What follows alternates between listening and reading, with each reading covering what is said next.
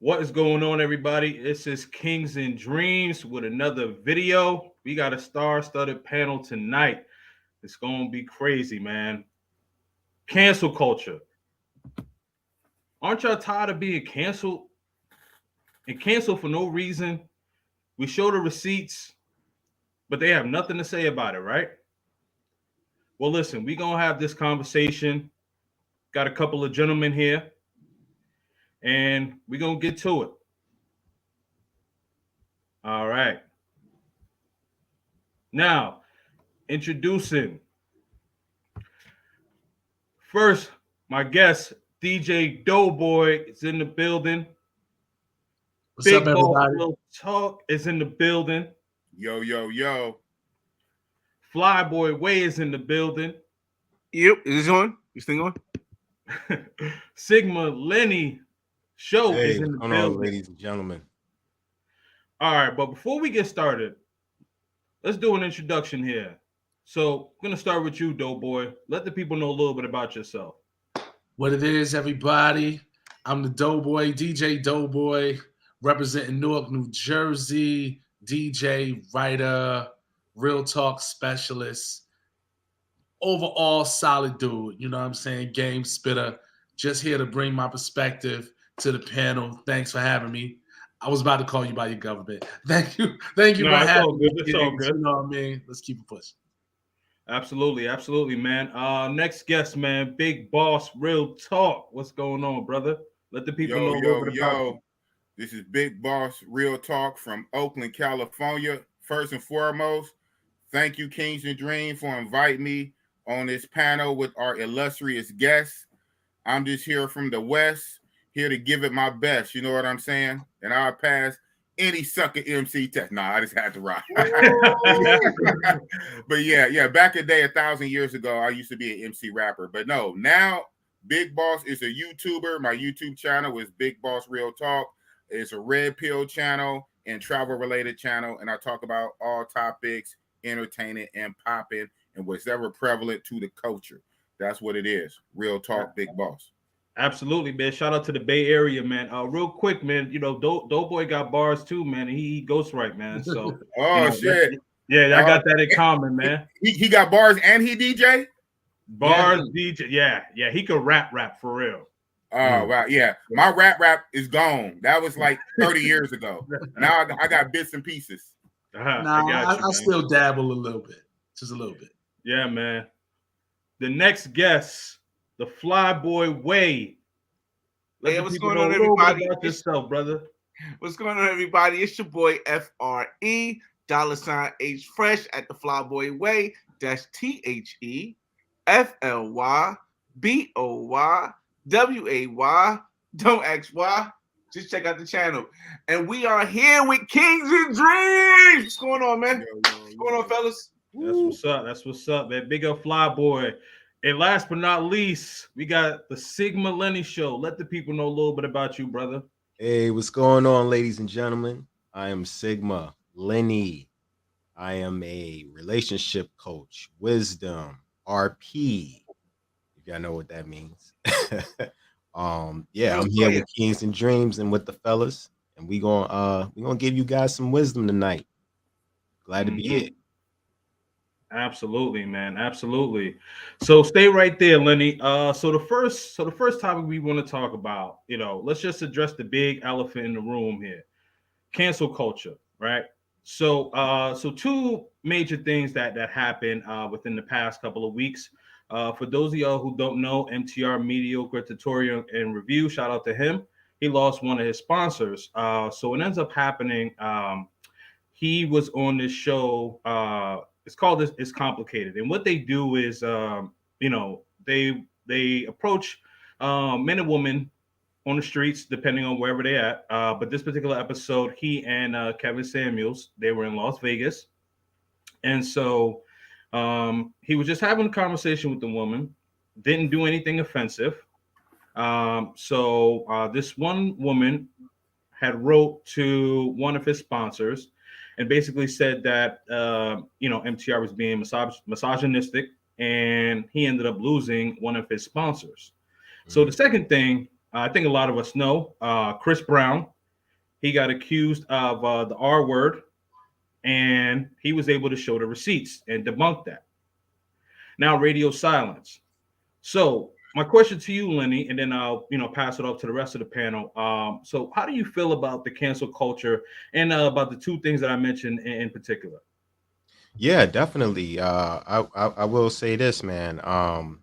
You know, here's the thing, or here's the deal with cancel culture is basically a snowball effect of people who have basically low self esteem, people who lack control and power, and they want to gain control of the situation. So, like if somebody isn't doing something, that they want that's more favorable for them, they got to use the power of cancel culture to be able to get things done.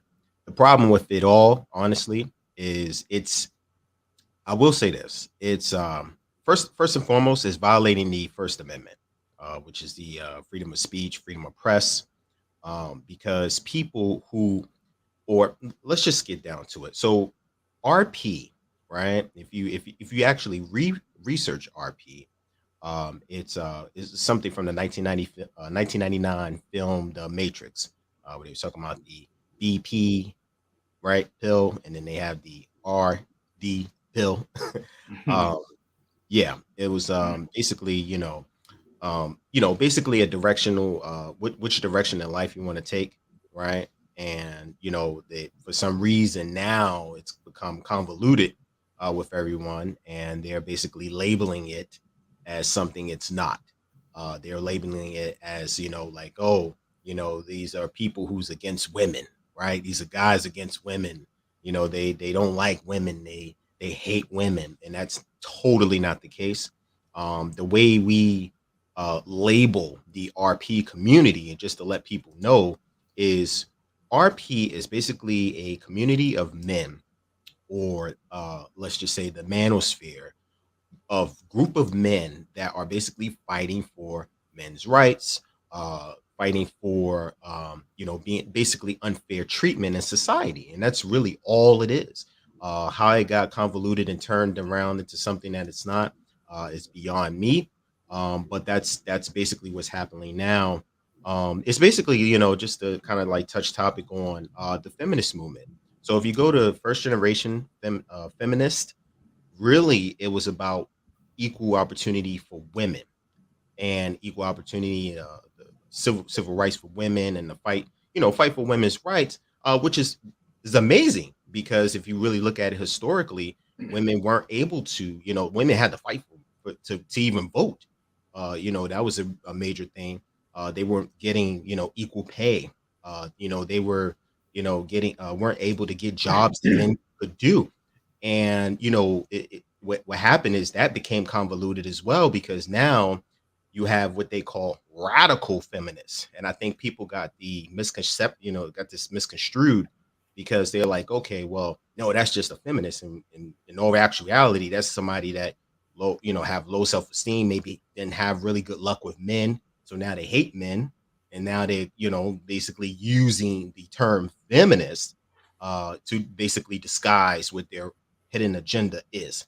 And I think that's what everyone need to really know out here is the difference between radical feminists and an actual feminist. But as far as the whole thing with MTR, yeah, basically his rights is being violated for one. But you say, okay, well, how is he able to still get canceled? Is basically something called terms and conditions. So platforms that you put your content on, you are basically at the mercy of of that platform. So if that platform has terms and conditions or some sort of contract, where's something called indemnification or indemnity, it's a clause within a contract that basically says you cannot do certain things to destroy this brand. So if we feel as a company that, oh, okay, what you're saying or what you are engaging in affects our brand, then we have the right to take away your basically your contribution to this company. And I think guys like MTR really need to start, basically going in the direction of starting their own platforms, starting their own communities, and bringing their audience into their own world. So if something like this happens, you have a backup plan. And just to touch on the Chris Brown situation. Now, I don't know if he really did it or not. I am a huge fan of Chris Brown. But I will say, for men specifically, be careful when you're dealing with women, when you get to a high status in life. So you got to really protect your money. You know what I'm saying? You got to protect your money. You have to protect your credibility. You are now a public figure. When you get money and you got fame at the same time, you have to really be careful the kind of relationships that you associate yourself with. Because there are people out there, men and women, that are opportunistic, they're advantageous, and they will at any time try to basically look for quote unquote the bag, right? You see the same thing happen with Drake. He got sued for putting hot sauce in in a condom. How did a woman dig in the trash, and now all of a sudden, basically in a place that you brought her to, she was able to go ahead and go in the trash and then do the other thing. You guys can go and look that up, and then end up basically trying to sue him because of her getting burned. So yeah, like I said, I'm gonna just close on that. Definitely, guys, protect yourselves. Be careful who you associate with, and always be using your senses. So that's what I say on that. All right, thanks, Lenny. Really quick. So Chris Brown, he did show the receipt, so that was debunked. I'll just leave it there, though. Yeah, I did see the text messages. Okay. Which is why I definitely say protect yourself. Because if you look at the text messages, it looked like she clearly was engaging and chasing him more so than it being the other way around. Exactly. All right. So we're gonna go to Big Boss. Yo. Same question. So what are your thoughts? What are my thoughts on the Chris Brown situation, or the Chris MTR Brown, situation? yeah, Chris Brown, FTR, and then kind of like the whole cancel culture as a whole. Okay, the whole cancel culture as a whole. Well, the whole cancel culture on a whole, to me, smacks of communism. Like Lenny Sigma just said, here in America, we're supposed to have First Amendment rights, free speech, and basically say what we want, as long as our speech does not put no one in harm's way, like real, actual physical harm, not hurting your feelings, okay? It's not illegal to hurt feelings yet, not to hurt your feelings or to disagree with your ideology, but our speech should not physically harm anyone or cause anyone to be harmed. Outside of that, we should be able to say what we want to say on just about any platform. But Lenny also brings up a good point about some of these companies, just like jobs, right? Like, especially here in California. I know it varies from state to state, but here in California, we do have what's called an at-will employment, meaning that a company employer can fire or terminate you for any reason or no reason. Like, right, you can be doing everything right, coming to work every day on time, everything. No specific reason. The company can just decide to let you go because it's an at-will employment. It's their discretion. So I guess in a purely capitalistic system with these tech companies and these brands, these product makers and brands who seek out social influencers to push their products, technically, I would have to say that companies do retain a right to protect their own brand, but the thing is, it's a catch-22. You can't win from losing. It's when the other side doesn't play fair. And by other side, I mean many times the women. Many times the women, the females, especially the feminist type, they don't play fair, right? It's almost like they game the system. And a lot of times we see they lie. Just to get their way, they would actually lie and not keep it real, because they know if they keep it real and just tell the truth of what it is, the society at large, law enforcement, courts would say, okay, we see what it is. It's just a woman's spawn. It's a woman's spawn. You didn't get your way. You feel away. Your feelings are hurt. You just want revenge on an emotional level. We're not here for that. So what the woman would do, she would lie to raise it to a criminal level. So, well, no. It's more than that. He R-word me, or grape. We use grape. He graped me. He R-word me. He did this. Oh, well, if he did that, that's a different thing. That's a different thing. Now that gets into the criminal. So a lot of times women will lie. And we see that time and time again. And I believe most of the time, the woman gets away. Well, she gets away with almost all the time. But I'm saying many times, a guy might not have receipts. There might not be proof. I mean, it is what it is in any given situation, day or night or whatever. It's like no video footage. There's no text message. There's no proof. It's just he say, she say. Right. And we know, unfortunately, this modern day feminist court system, we know if it's a he say, she say, we know who say that they're going to take. It's going to be the she and not the he. So many times, I believe there's a lot of guys who are locked up unjustly. There are guys who've been charged unjustly, all on a lie. And if I want to take it to the racial and the sexism, if you think about Emmett Till, what was that? That was a woman, right? That was a woman who lied on a boy, not even a man. She lied. And because she lied, Emmett Till, was killed. And then I believe they say on her deathbed, years later, she told the truth. So many times, this thing is serious. It's not just about guys with a gripe and this and that. No, this is life and death. And even if it's not life and death, then it can be imprisonment. And even if it's not imprisonment, it can be poverty. Will you sue me and take everything I got? If not, throw me in jail. If not, I don't get killed behind a woman or a female lying. So it is not cool, no shape, form, or fashion at all. Absolutely. Yeah. Yeah, you're right. So the woman, she admitted that she lied on her deathbed. Thanks, Big Boss. All right, we're gonna go to Doughboy. What's going on, everybody? What's your feedback on this, man? All right. We have to really break this down and look at it from a couple of vantage points. The MTR section, we have to understand that these companies don't care about us. You see, this is the problem. We get surprised when these companies bail on us for whatever reason they bail on us. But at the end of the day, at the beginning of the day, they never cared. They just wanted to attach themselves to something that was moving that could benefit them. You understand what I'm saying? Yep. So when the water gets hot, they're going to bail.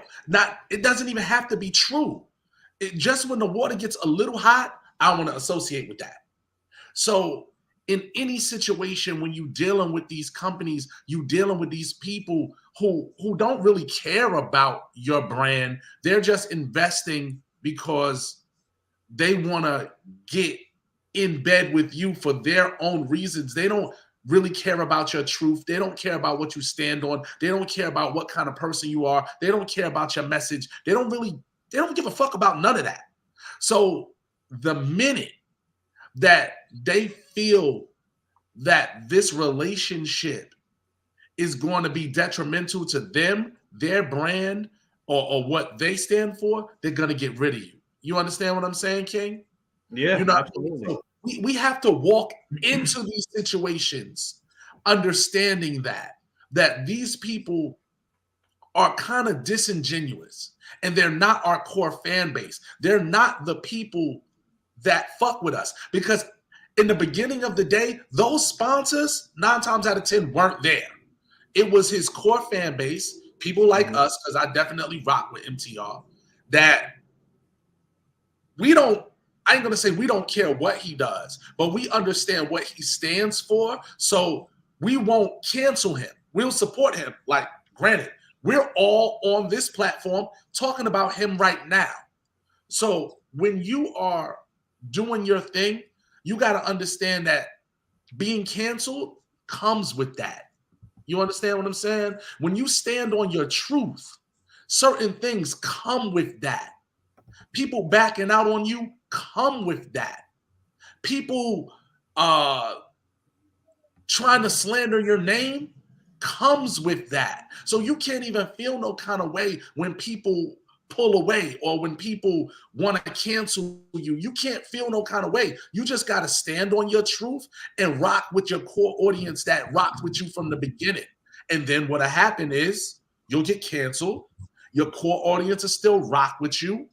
Those same people that try to cancel you will come back, because that's how they do. They only want to be attached to what's hot anyway. So if they realize that you're hot anyway, they'll come back, or someone else will take their place and want to attach themselves to you.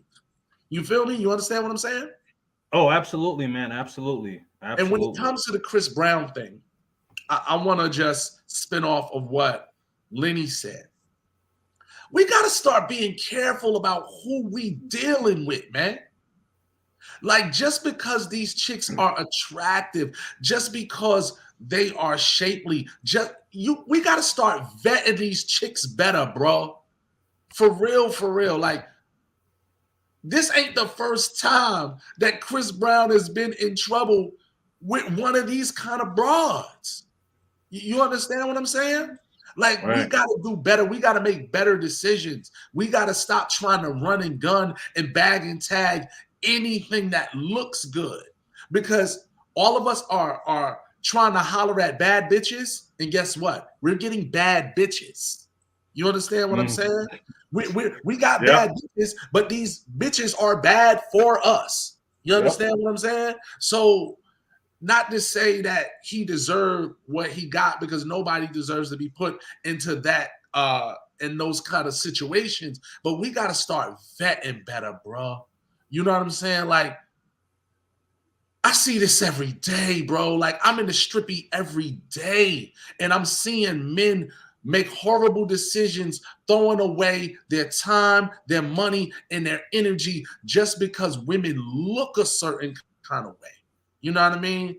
And then we get upset when these same women move on us the way that they move on us. But we didn't take the time to find out who these people really were. We letting people in our houses, in our beds, in our lives that we have no idea who these people are, bro. You know what I mean? So with that being said, we all, like, let's learn from Chris Brown. We all need to start vetting and screening the chicks that we deal with a whole lot better, and we wouldn't be in these kind of predicaments. You feel me? Absolutely, man. Thanks, Doe. All right, man. So last but not least on this topic, Flyboy.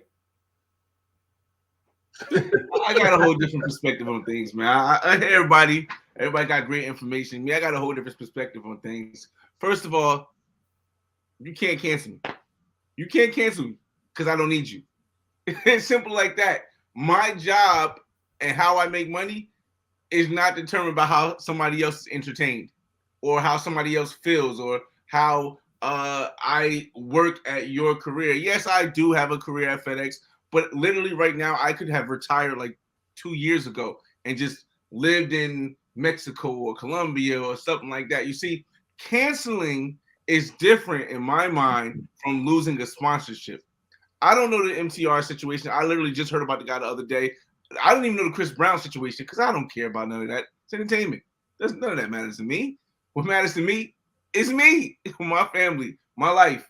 And you can't cancel me because my product that I provide is real estate. My product I provide is stocks. The product I provide is stuff that doesn't really matter how you feel about me. And that's how wealthy people think. That's why when people complain, well, y'all can cancel this black man, but y'all can't cancel the white rich guy who did this. And people complain about it so much. But to me, it's like you can't cancel somebody whose livelihood doesn't depend on you. If I was a YouTuber, and no offense to YouTubers, if I was a YouTuber and you had to watch all the videos for me to get money, then I have to move my videos in a certain way so that you guys don't, quote unquote, cancel me or stop watching me and I don't have any money. But I don't have that situation. Videos like this, like I put on my channel, they're not even monetized. You know why?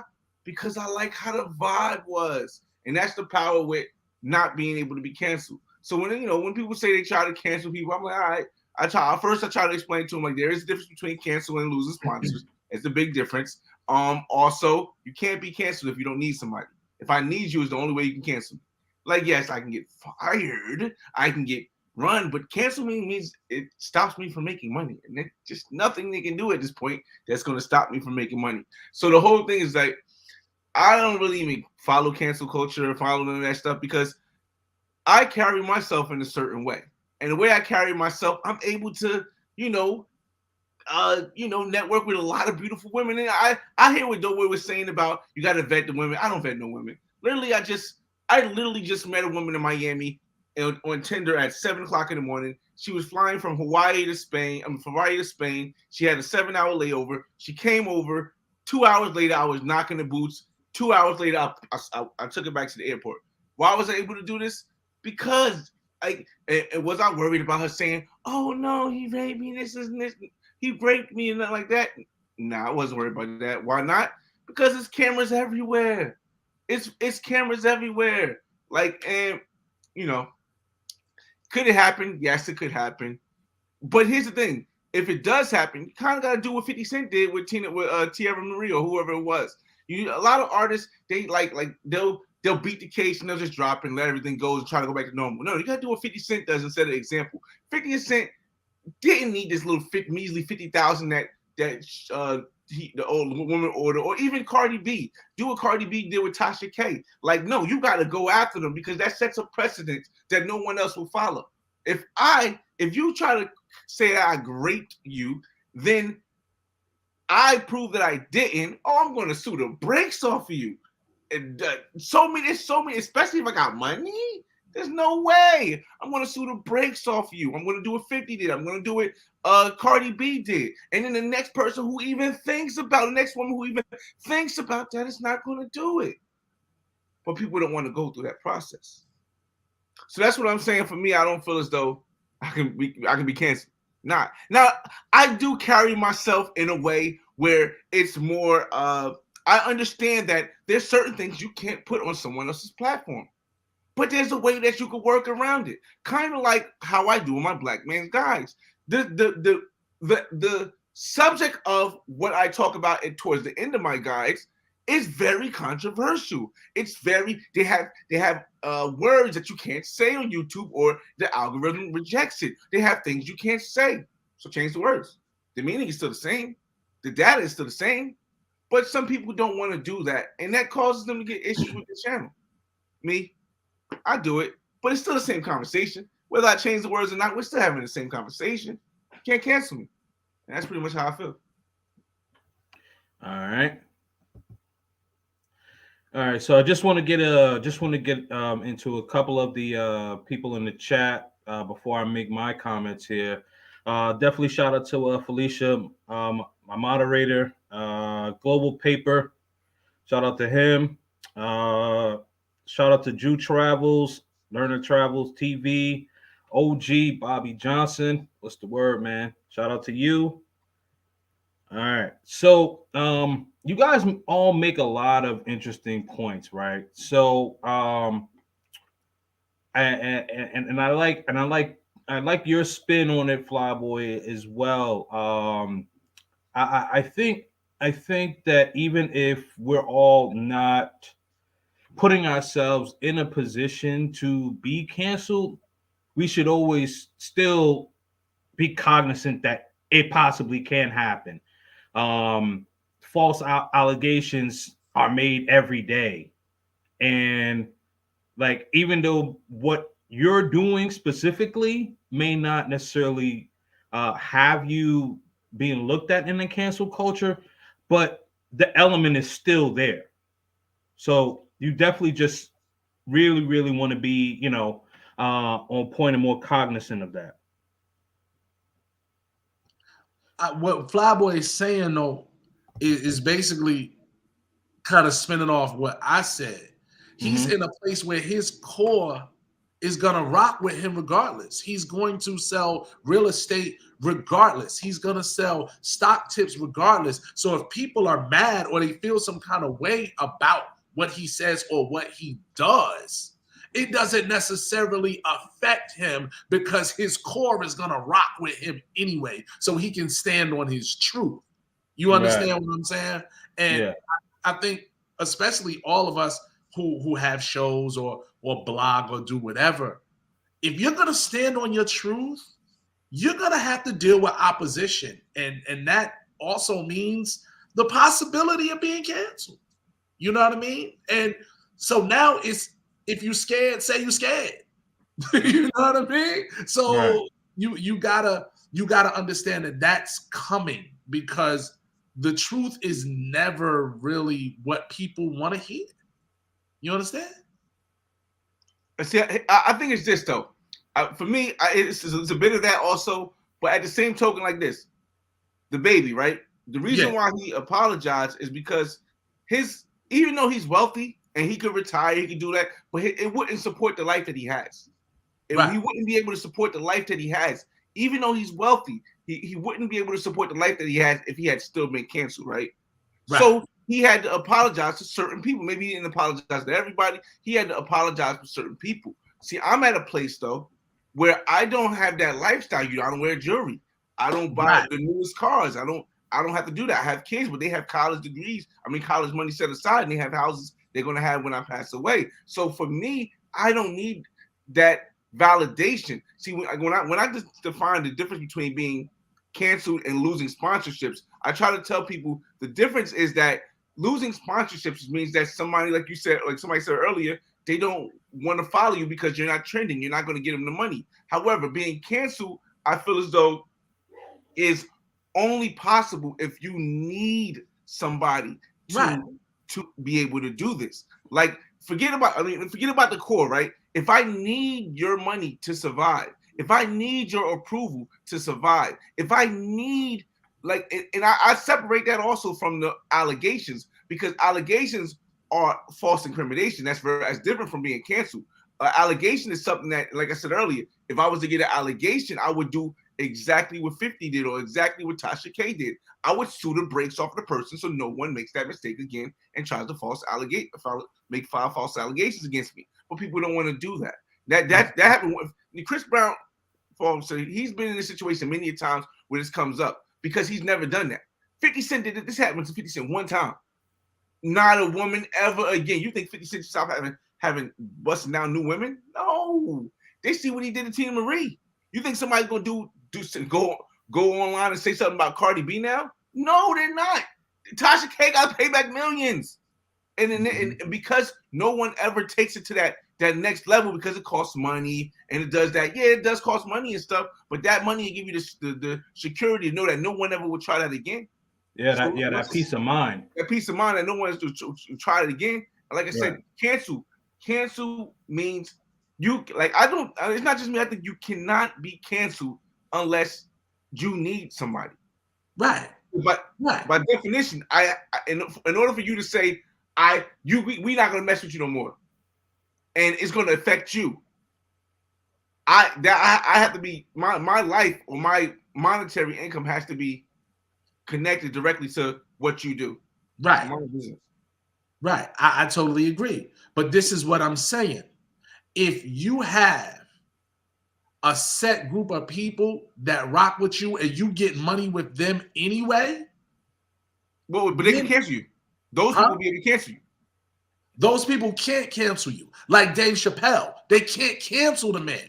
No, what I'm saying is that if you're relying on those people, that set core, then you're allowing that core to possibly cancel you. But that core, your core people, are not your sponsorship people that back out on you the minute you say the wrong word. You understand what I'm saying? Like, who cancels you is never your core fan base. It's always the other folks. You understand what I'm saying? Right. Like, the baby's core fan base didn't try to cancel him. The baby's core fan base didn't really care. They probably thought it was funny. You know what I'm saying? Right. It's the other folks. MTR's core fan base, they're us. We supporting homie.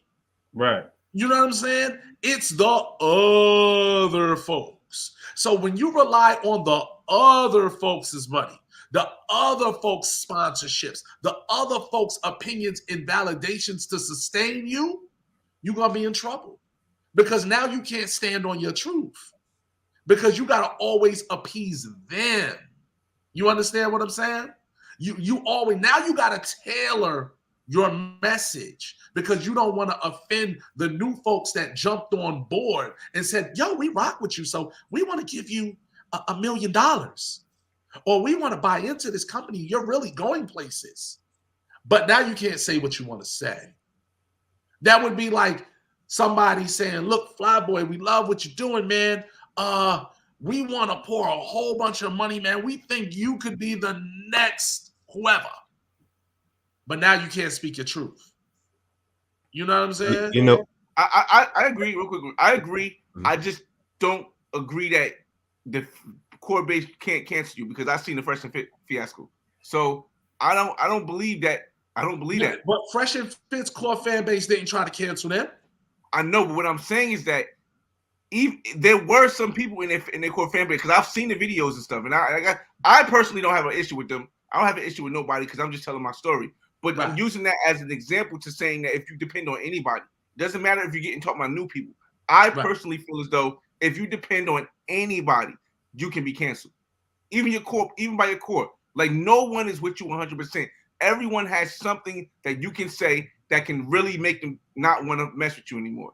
It doesn't matter if they're your core, they've been rocking with you for years. There's something you can say, like if Doughboy, if you come to Jersey and be like, yo, I can't stand Jersey club music. This ain't nothing. I don't mess with y'all no more. This all about Baltimore club music. You think that nobody's gonna cancel you? Right. But I mean, if you're in the entertainment business, you gotta have some kind of, you gotta depend on somebody. That's what I said. Right. I'm not in the entertainment business. I don't have to depend on anybody, and that's why I'm gonna say this, guys. Hold on. So Lenny, after you go, Big Boss go, because I want to hear what Big Boss has to say about this too. Okay. Yeah, I just wanted to say this real quick. Doughboy, I see what you're saying. Right. I see how you're you're basically speaking in code, right? Right. This is where we get into the importance of ownership. Right. Our people. Right. There's a couple people, like for instance, like I'm originally from New York. I'm in the DMV. I'm a hardcore Jay-Z fan because I'm from Brooklyn. But when he sold Tidal to the other people, he relinquished his control and his power. I'm hoping that he realizes that you were in full control of a leading platform of streaming music, because I'm also, I got a background in music as well. I used to party promote, rapper, studio production, and so forth.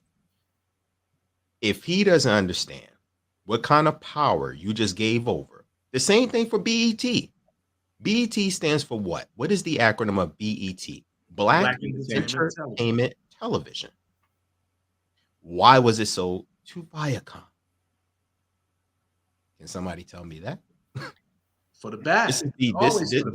This is why we have to have full control and ownership of our audience, ownership of our platforms, ownership to employ other people that quote unquote look like us. Because the other people, I'm gonna tell you right now, the other people are doing it. And I think me and Kings and Dreams, we had this conversation a couple of weeks ago.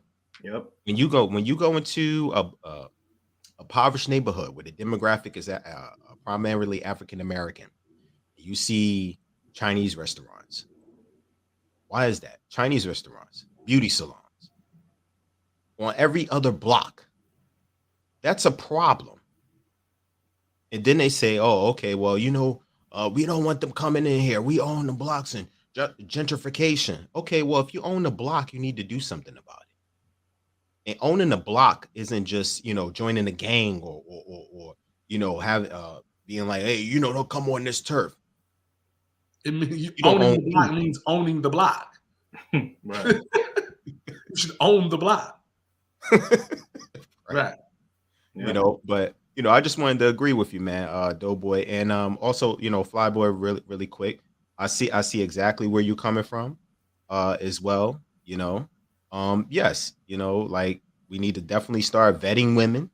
And also on your point of you said something to the nature of I completely forgot. I'm sorry, but but you were basically talking about if you remind me again, you said something about the with the companies. Oh, with own you said owning the comp, like you can't be canceled.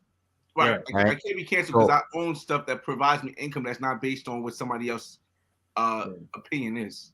Exactly. And Right. I agree totally with that because you mentioned stocks, right? So from what Flyboy is saying, he's coming from a standpoint of, hey, let me get into things where I can't be canceled. Right. So when I do get into things that whereas I can be canceled and I'm playing by their rules, I have my own set of rules over here. Right. And I don't care what kind of playing field you have, because I can always have my plan B and be good. And that's Can't be that's all I'm fired, gonna right? say. Can't be. I wouldn't say can't be canceled. Can't be fired.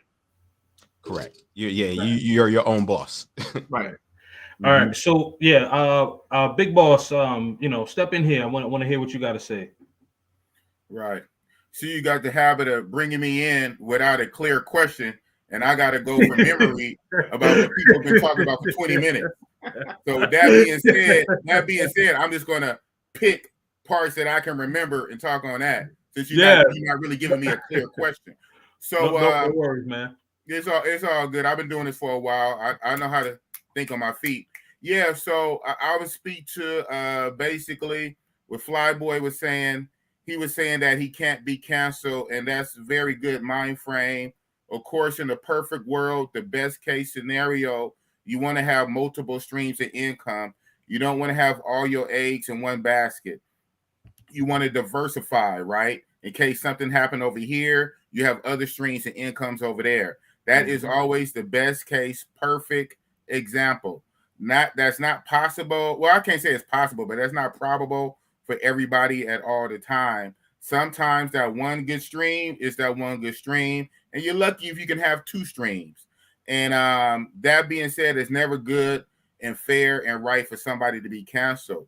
I think about President 45. I won't say his name because I think even that, right, using that as an example context, there's certain things and words we cannot say on YouTube in regards to this pandemic virus or political or whatever. So number 45, I think number 45 have a little bit of money. I think he has a few billions with a B. So it's not about money, but still he was canceled off what? Off Twitter. So sometimes it's not about the money. I get it where you say, well, I'm the master of my own fate. I have 7 streams of income. I own property. I have stock. I have crypto. And so that's nice and good. But even with that, some things is more important than money. Sometimes it comes down to rights. My free right speech as an American. I don't care if I have money. You should not be able to cancel me because I have a First Amendment. Like I say, President number 45, with all of his billions of dollars, he was still taken off social platforms. So it's never cool to be canceled, and it's not right. We can't be making excuses for these females and these feminists to use their feminine power and this corrupt system to shut down male talking points. If women don't like men content, they don't have to come to the channel. YouTube is just like old school TV. and you can click the channel. Instead of clicking the channel on the button, you click it on your mouse or you click with your finger on the smartphone. Why would you go to Kevin Samuels? Why would you go to MTR? Why would you come to the Manosphere? Why would you definitely go to Big Boss Real Talk and then feel away, get your panties in a twist if I'm talking against feminism? I don't go to women's channels and get all enraged and pull the hair out I don't got. Oh man, these women are saying all men ain't shit, especially black men. They're gonna say that. And you can do that, boo, in your own circle. So, first of all, it's very disingenuous for women to come into a man's space in the first place. If a woman gonna come into a man's space, she needs to be quiet. She needs to sit in the back of the room and just listen and take in the information. We don't need her to talk. They talk enough. If a woman gonna come into a man's space, she needs to sit in the back of the room and be quiet and listen and learn. Why is you over here in the first place and causing ruckus? If you don't like the content, guess what? You also have free rights. Exercise your free rights to not come over here. So it's never cool to be canceled, even if you do got money, because some things is more important than money. I believe in free rights. I believe in my freedom and my constitution, and I should be able to say what I want to say. That being said, money monetized. Of course, then you go back to Flyboy saying the different streams of income. If your money depend on it, you will tailor-made what you say a little bit. That's the unfortunate truth. So then you work on a perfect situation, an ideal situation, and eventually, hopefully, build up to having the different streams where you're not dependent on one person to have all that power over you to take all your eggs out that one basket. So I see both, but at the end of the day, it's never cool to be canceled. That is not right. It is not fair. It seems to work one way. The women can cancel the men, but the men can't cancel. Not even like the men want to cancel the woman, but it seems to work one way. It's not fair in this gynocentric, feminized society, and that's why I preach men to get their passports and travel. You just whip your passport out on the camera. Yeah. Oh yeah. That's the Infinity Stone, man. Absolutely, man. Absolutely. Absolutely. Yeah. All right. So we're at the 47-minute mark. So I wanted to go to our next topic, and I'll start this question off with you, Big Boss. So this way, I have the question ready. Right. I get a fresh question, and not 20 minutes later, I have to remember what's said. That's my bad, Big Boss. All right.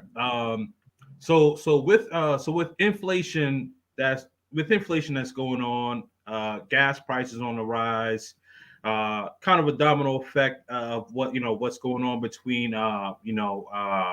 Russia and Ukraine, and everything is on the rise, right? So now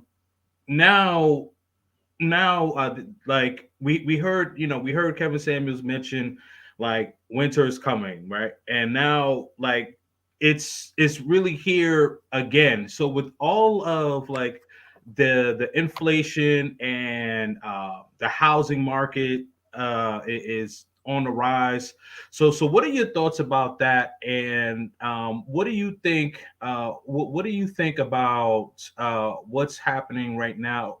And you mentioned the feminist community where women are saying that they can kind of do all bad by themselves, right? But if we look at the statistics, especially in our community, only 9% of women are making $75,000 or more. So what are your thoughts on that, Big Boss? All right. Well, what I would say to that is Kevin Samuels was 100% correct when he said it, that winter is coming. Winter meaning that the bad times, the lean times. Okay, so, and as we know, common sense, 2 incomes is always better than 1, right? So for a lot of these women who want to be single or independent and I don't need no man type of women, well, you're going to get your wish, because the things that you said, the war in Ukraine, the gas prices and things of this nature is causing inflation across a lot of much needed items that we need to buy and things like this. And I predict that things are actually going to take a turn for the worse before they get better. So, and it gets into some other stuff like conspiracy stuff I won't get into about like the conspiracy to divide and conquer and break up the families, especially black families, black nuclear families, take the man out the household. And now the women are dependent on the state. So it's very interesting that the women that say they don't need a man per se, well, you still rely heavily on the system. You rely on the welfare. You rely on government assistance, and even going to school. A lot of times, you rely. A lot of times, that money is not money that you saved up or your parents saved up. You took out a whole bunch of loans, which is now you in a whole lot of debt. So for they sit there and say you don't need this and you don't need that, that's all cap. That's straight cap. And we're going to see more so in the near future the degradation of that type of thinking. The chicken's going to come home to roost. And this is what Kevin Samuels and others have been talking about for years, that we are stronger together. We should build. But unfortunately, many women want to be men. They want to run the household. That's not how it's going to work. So guess what? They're going to have to deal with it on their own. I just teach men to be the best version of yourself. If you want to get you a matrix woman, matrix meaning USA, American born. If you want to get you a matrix American woman, vet her and make sure her mind is right and make sure that she is submissive and she's going to follow your program. You are the boss. You wear the pants. If you're not the boss in that relationship, then just be by yourself, make your money, work on your multiple streams of income, and then use this.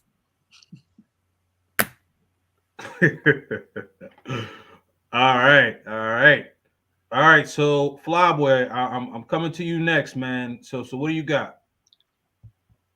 Again, I'm at different. Boy, my mind just works so differently. It works so differently than so many people. It's not a bad thing. It's not a good thing. It's just a thing. Inflation only hurts those who don't know their options. That's what, to me, it's simply like that. And yes, I understand here in the United States, we as people of poverty, I'm giving different classes, not just black, but people of poverty, we are people who didn't come from stable households. We have been schooled into believing that United States is the envy in all of the world, and that's how everything goes. So inflation starts with your mental aspect of what you need to spend your money on. Because if you're not out there buying Gucci, if you're not out there buying gold, if you're not out there buying a new car, or if you know that you don't need to go to college and for 4 years to get a liberal arts degree to make something of yourself, then inflation doesn't bother you. Yes, food prices are high, but you're not spending your money all over other places. See, let me break this down for y'all. You are able to spend a certain amount of money. If you spend, let's say you have $100, right? Now, food costs you $10. Clothing costs you $10. Or say you got $50. Food costs you $10. Clothing costs you $10. A car costs you $10. Your college fees cost you $10, and you have $10 to yourself, right? So now you only have $10. Let's say food goes up to 15%, right? Car fees goes up to 20, and then your school stays at 10. So now you only still have $50. So you have to adjust everything else to fit. And this is where inflation doesn't matter if you're not worried about that. You see, if you, I'm gonna get a little bit into real estate real quick. I'm trying to hold you along, but if you own your own place when you don't pay rent, right, and you know you have tenants to pay rent for you, well then that cost of living is eliminated.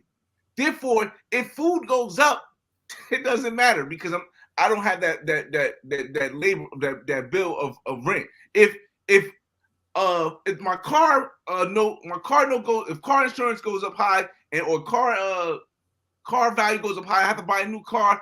But I'm like, I know enough not to have to buy a new car. I could buy some used stuff that's going to get me around because in my mind, in my mental, I know there's an option. I don't need to have the Mercedes, the newest Mercedes. I don't need to have the newest Honda. I can have, because I know there's an option. Then when the car inflation goes up to 20, it doesn't affect me because I'm not following the trend. You see, the issue that we have as people, as Black people, the issue we have as people of poverty in the United States is that we've allowed, and I don't blame us. I just think you can't save all Black people. You can't save everybody in poverty in the United States because everybody's not going to be able to switch their mentality. We don't need this stuff. Inflation is only high, like just like Big Boss said with your passport. Okay, if I know I can't retire in the United States, cool. Let me think about going overseas and retiring, and I'm going to live a way better life with way less money. But people don't have the mental fortitude to say, oh, this is an option. So once again, inflation only hurts and affects people who don't know the options. Interesting point. Interesting point. All right, Doughboy, what do you got?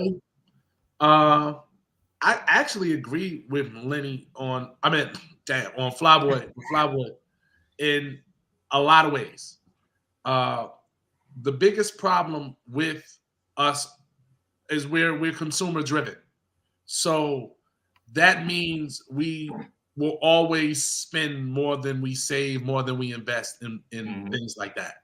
So how this affects the relationship dynamic, and that's not what, Flyboy didn't touch on that. Boss did. So let me just build on that.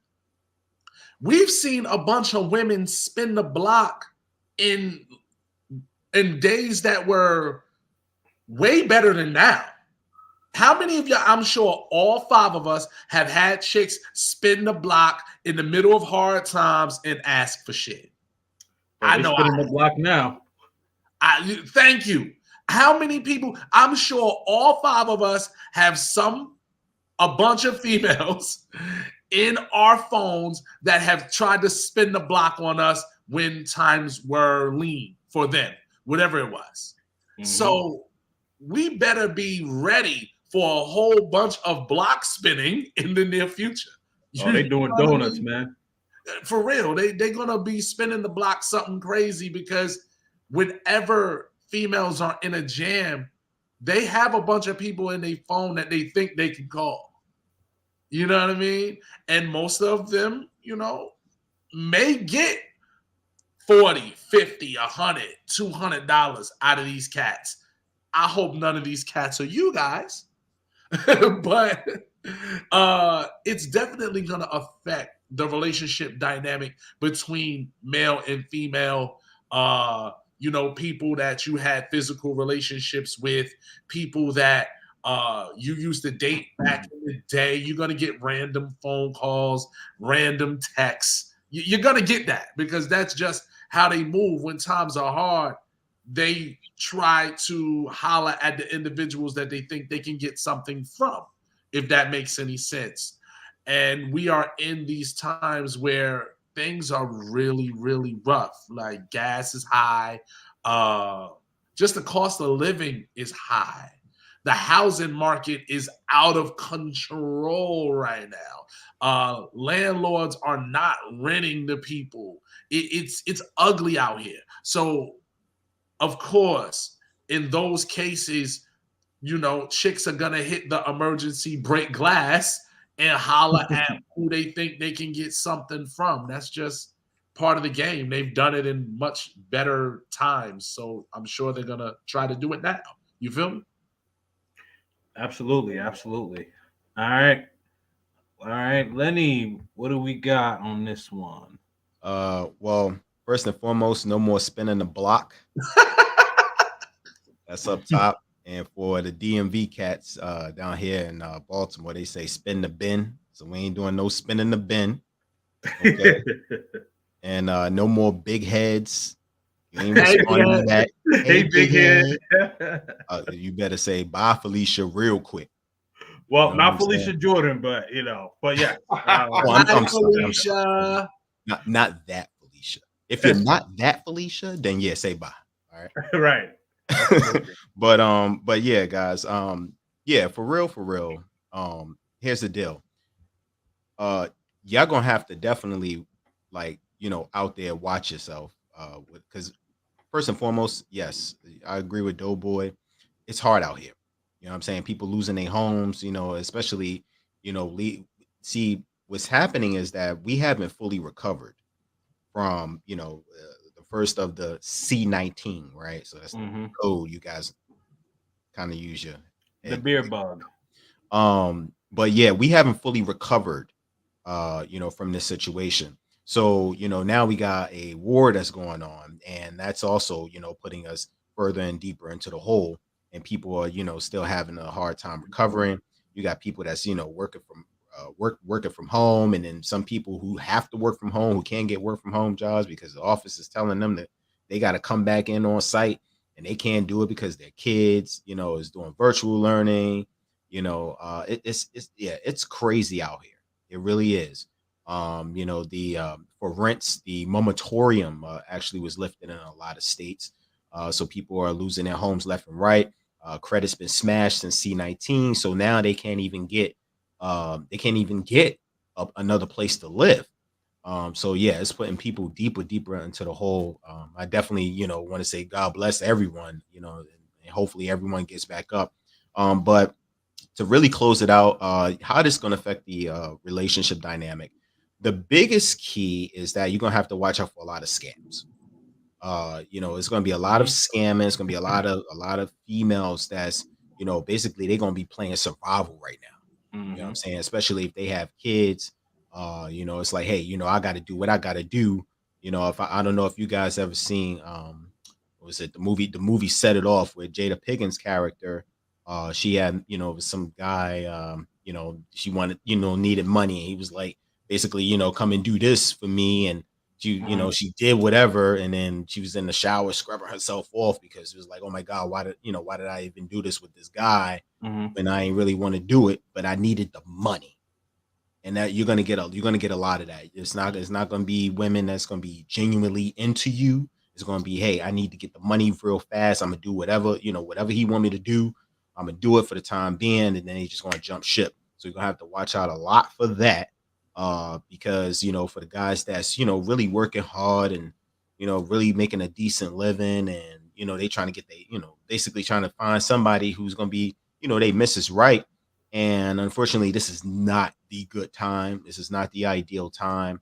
I would say, just have your fun, okay, and just call it like that until things kind of, get on a uptrend, and just kind of like play it by that. But yeah, to close that, yeah, I would watch out for the scams heavily because it's real out here. Absolutely, man.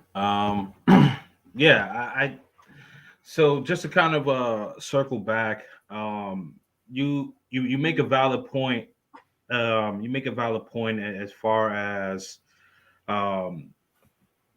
having fun, and this time, this climate, if you will, right now is not the ideal time, right? Like Big Boss is in California, and gas is what, like $7, $8, something like that.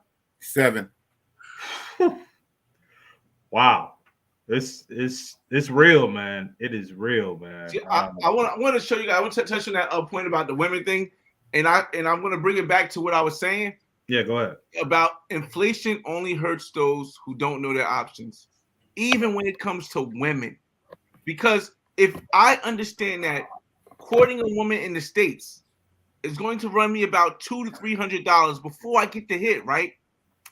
But I know the option that if I go to Colombia, if I go to Medellin, or I go to Barranquilla, I can court the same woman for $50 and hit the same night. Yep. I know that I have that option. That makes me less likely to spend the money on that woman in the States. Because see, if I just had a woman today, and I had a woman today from overseas ask me for $20 to help her baby out in another country. And I said, it's not about the money for me.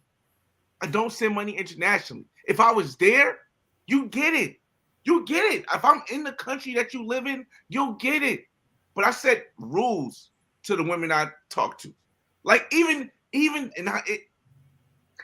some of the baddest women y'all might have seen me with, that you would never think they would ask for money. When times get hard, they're going to ask for money. But once again, inflation only hurts those who don't know their options. I'm not going to give you no money because I know I have an option to go to Playa del Carmen and get something for 150 USD. Why would I send you 100 USD? Because we've connected in the past. I know options. And I think that's even with my channel. That's what I teach people. There are other ways, there are other options. The more we learn about that, the less this stuff affects us. That hey stranger, it sounds different when I know I can just if that hey stranger sounds different if I know you're gonna come with drama and I can just walk across the border and enjoy myself drama free. Right. So I think if more of us showed other options, that's why I always tell people when I meet them. If I meet you, if I'm online, I tell people to start a YouTube channel and tell your story. The reason why I say this is because the more of us we have, the more options other people will be able to see, and the less this stuff will affect us. You know what I mean? Like, you know.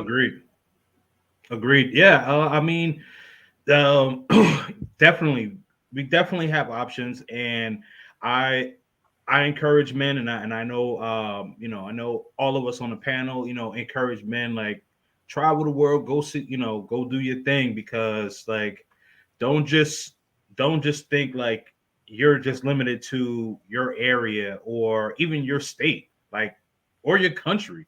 You get out the country, man. Get out the country. You have a lot of options. You have a lot of options, and I say this all the time. There's more of them than there are of us.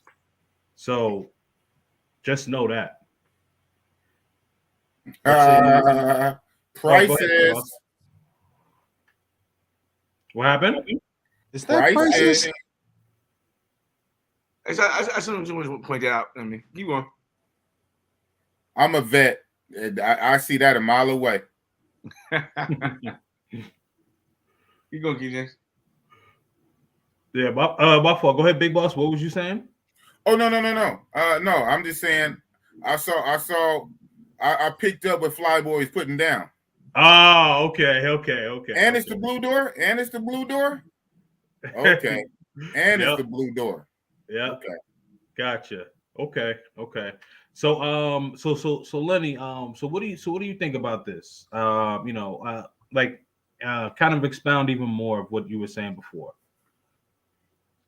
Oh, you mean on The inflation,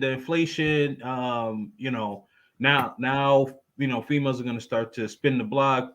You were saying, kind of like be on point, make sure that doesn't happen. And then also with Flyboy and myself and Big Boss, we were talking about, like, don't just stay stagnant. You can travel the world. Like there's a lot of options.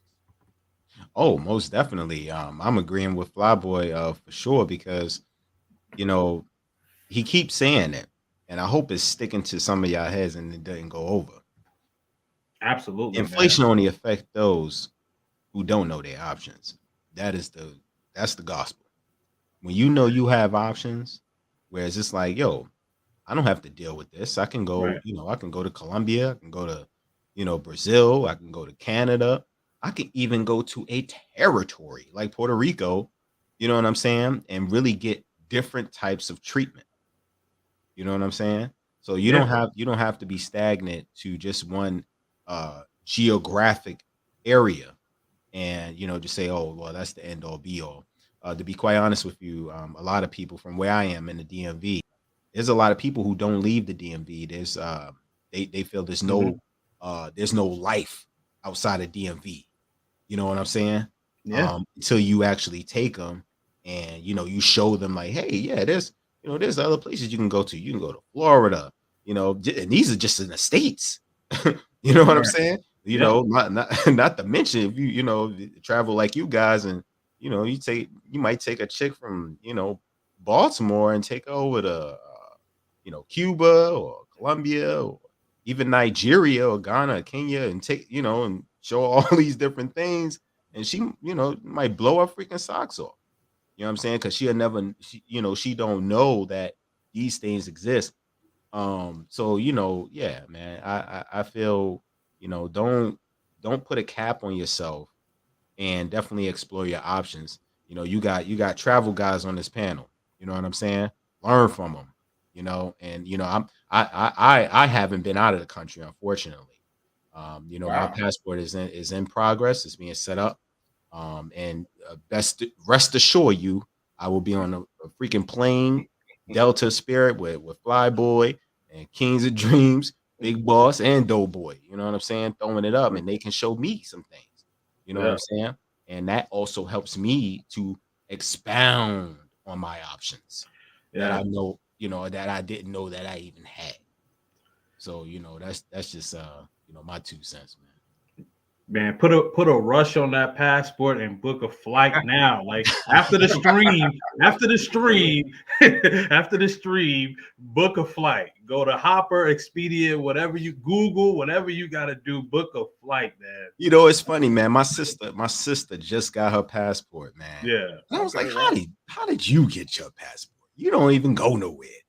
She's like, oh, well, you know, I just figured I needed to have it. I was like, you know what? Now it's competitive for me. Now I gotta go get it. Now she don't want up you, man. Yeah, man. I kind of want to say this. This is going to be a little bit off topic, but it's going to be on topic, kind of. Yeah, go ahead. With the option situation. I am 37 years old, and I say this because I'm going to make a distinct difference from and I'm just going to speak as a black man from Newark, New Jersey. I'm going to speak as a black man from Newark, New Jersey, and I'm going to speak on what our ancestors have done, not to try to discredit them, but to just try to show a difference in what's possible now. For the longest, our ancestors have been trying to fight the systematic oppression of black people in the United States with social issues, civil rights, fair voting, equality. But you can't change how someone else feels or thinks. You can't change this stuff. What we can change is the economics behind it and what we do with the economics. If you're talking about, let's say we're in a fight, right? And you throw a punch. It's harder for me to block the punch and hold the punch than to just move it get energy into a different direction. And I'm going to attach that to inflation. Inflation is the punch. It's harder for me to just stop the punch and try to, because I don't know how big the person is. I don't know how heavy inflation will be. I don't know how heavy cancel culture will be. I don't know how heavy feminism will be in the future, because it just gets more and more and more all the time. And if we do what our ancestors did, we're trying to stop the punch or stop the stuff, we're going to end up in the same situation where us black people have lost more. We economically own less now than we did in 1968 because we've been trying to stop the punch. And what I feel as though us travel people are doing in the travel community, showing you the global world and showing you the different thing and the options we have around the world as United States black citizens, is not trying to stop the punch. We're just swaying out the way and pushing it. So therefore, the force that's coming from inflation, the force that's coming from feminism, the force that's coming from women asking for money, we're not trying to stop it. We're just saying, hey, go ahead, go past, and we're going to push it. And now we have all our energy. We could attack, or we can go another way and take that energy and build elsewhere. I'm not saying leave, because I believe that as black United States citizens, we are, and I believe in universal blackness, black meaning, you know, people with melanated skin around the world, but black started in the United States. 1968, people didn't want to be called Negro or colored anymore, or the other word, and they said, we want to be called black, and that's what black started in 1968. The consensus came to that, right? So as I'm talking about black United States citizens, we can then push that energy aside instead of focusing on changing that or stopping cancel culture or stopping inflation, or we can push that energy aside, take the energy we reserve from not trying to block it, go to Colombia and build, go to Dominican Republic and build, go to Jamaica, go to places where our income, like I said, us as black American United States citizens are the most powerful economic blacks in the world as a whole. Because the lowest, the poorest, or not poorest, the most poverty-stricken person in the United States, a black person in the United States, is making far more than some of the average people or top people in a lot of these other countries. But the knowledge of the options is not there. And I feel as though if more of us preach that, then we won't be so stuck in trying to block the punch of inflation, block the punch of capitalism or communism or not communism, feminism and stuff like that. And because I think the more we try to, oh, this cancel culture sucks, they doing this and this, whether it's in politics, whether it's in women canceling men, the more we try to block it, the more we're gonna end up just like our ancestors who put us in the worst, who have us still in the worst place than we was 60 years ago. I want to say this real quick, Flyboy. I don't know if any of you guys on the panel read the 48 Laws of Power, but one of the laws in the 48 Laws of Power says to basically kill them with your absence. So when you move yourself away from negative energy, the negative energy it needs the opposite. With the term law opposites attract. So it needs that positive energy in order to breed.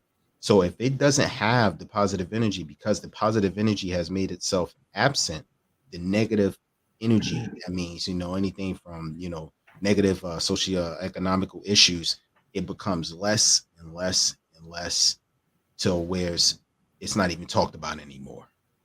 And I don't understand why a lot of people don't really see this with their own eyes, because it happens a lot in media.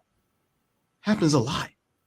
You know what I'm saying? The media can basically move. They can basically move your mood swing from left to right. If they want to show you something from like, oh yeah, the country is getting ready to go in this big issue, then you're going to be on that side. Or they say, oh, well, the country's going to be good again. Now you're on that side. You know what I'm saying? This is why we have so many groups. You know what I'm saying? Because, basically, I mean, let's face it. Everybody wants to be a part of something. You know what I'm saying? Everybody wants to be a part of something. And, whether it's right, wrong, or indifferent, who are we to say, you can't be a part of this? But, from our standpoint and our perspective, and the people that don't want to be, involved in negative energy, then it's up to them to say, you know what, I'm gonna go, like you said, this direction, move that negative energy to the side, and I'll see y'all, on the downtrend. But I'm gonna transcend and go to a different positive light. So I just want to get on top of that fly. Yep. So Doe, what do you think?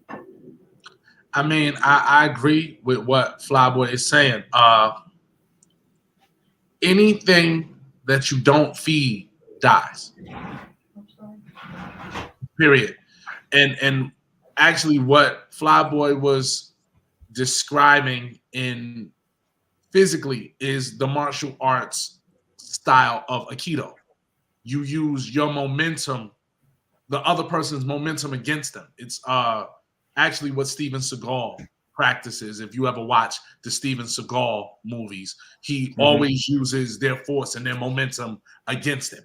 So he's just using it in a philosophical and economical sense to say, all right, if instead of fighting and going against these individuals, just move out their way and use your energy and resources in places where you're welcome and not tolerated. So, but I think in most cases, that's what all of us are doing in most cases. You know what I'm saying? Whether it's relationships, whether it's, in our finances and things like that. You can't constantly fight and a force that's not gonna stop.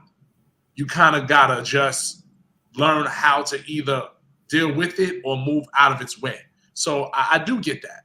And when it comes to things like cancel culture and things of that nature, that's not going to stop. And I think that's what I was saying in the beginning anyway. That's not going to stop. So if you're going to stand on your truth, you have to understand that that exists. You know what I'm saying? And if that exists, then you got to know how to deal with that and kind of just move out its way or not let that affect you. And I think that goes back to what Flyboy was saying before. If you make your own money, they won't be able to cancel you because they don't have any direct impact on any of your streams of income. So we kind of do agree in the same space. You know what I'm saying? Boss? Okay, boss. About what? I knew he was gonna do that. No, I think so I'll leave it there, and then so we'll go to the last topic, and then I'll drop the link if anybody wants to join the panel, that they can do that. So I'll start with you on the last topic, Flyboy. So so the westernized ideals that, you know, at least for me, and I'm sure you too, Big Boss, and probably you too, Flyboy.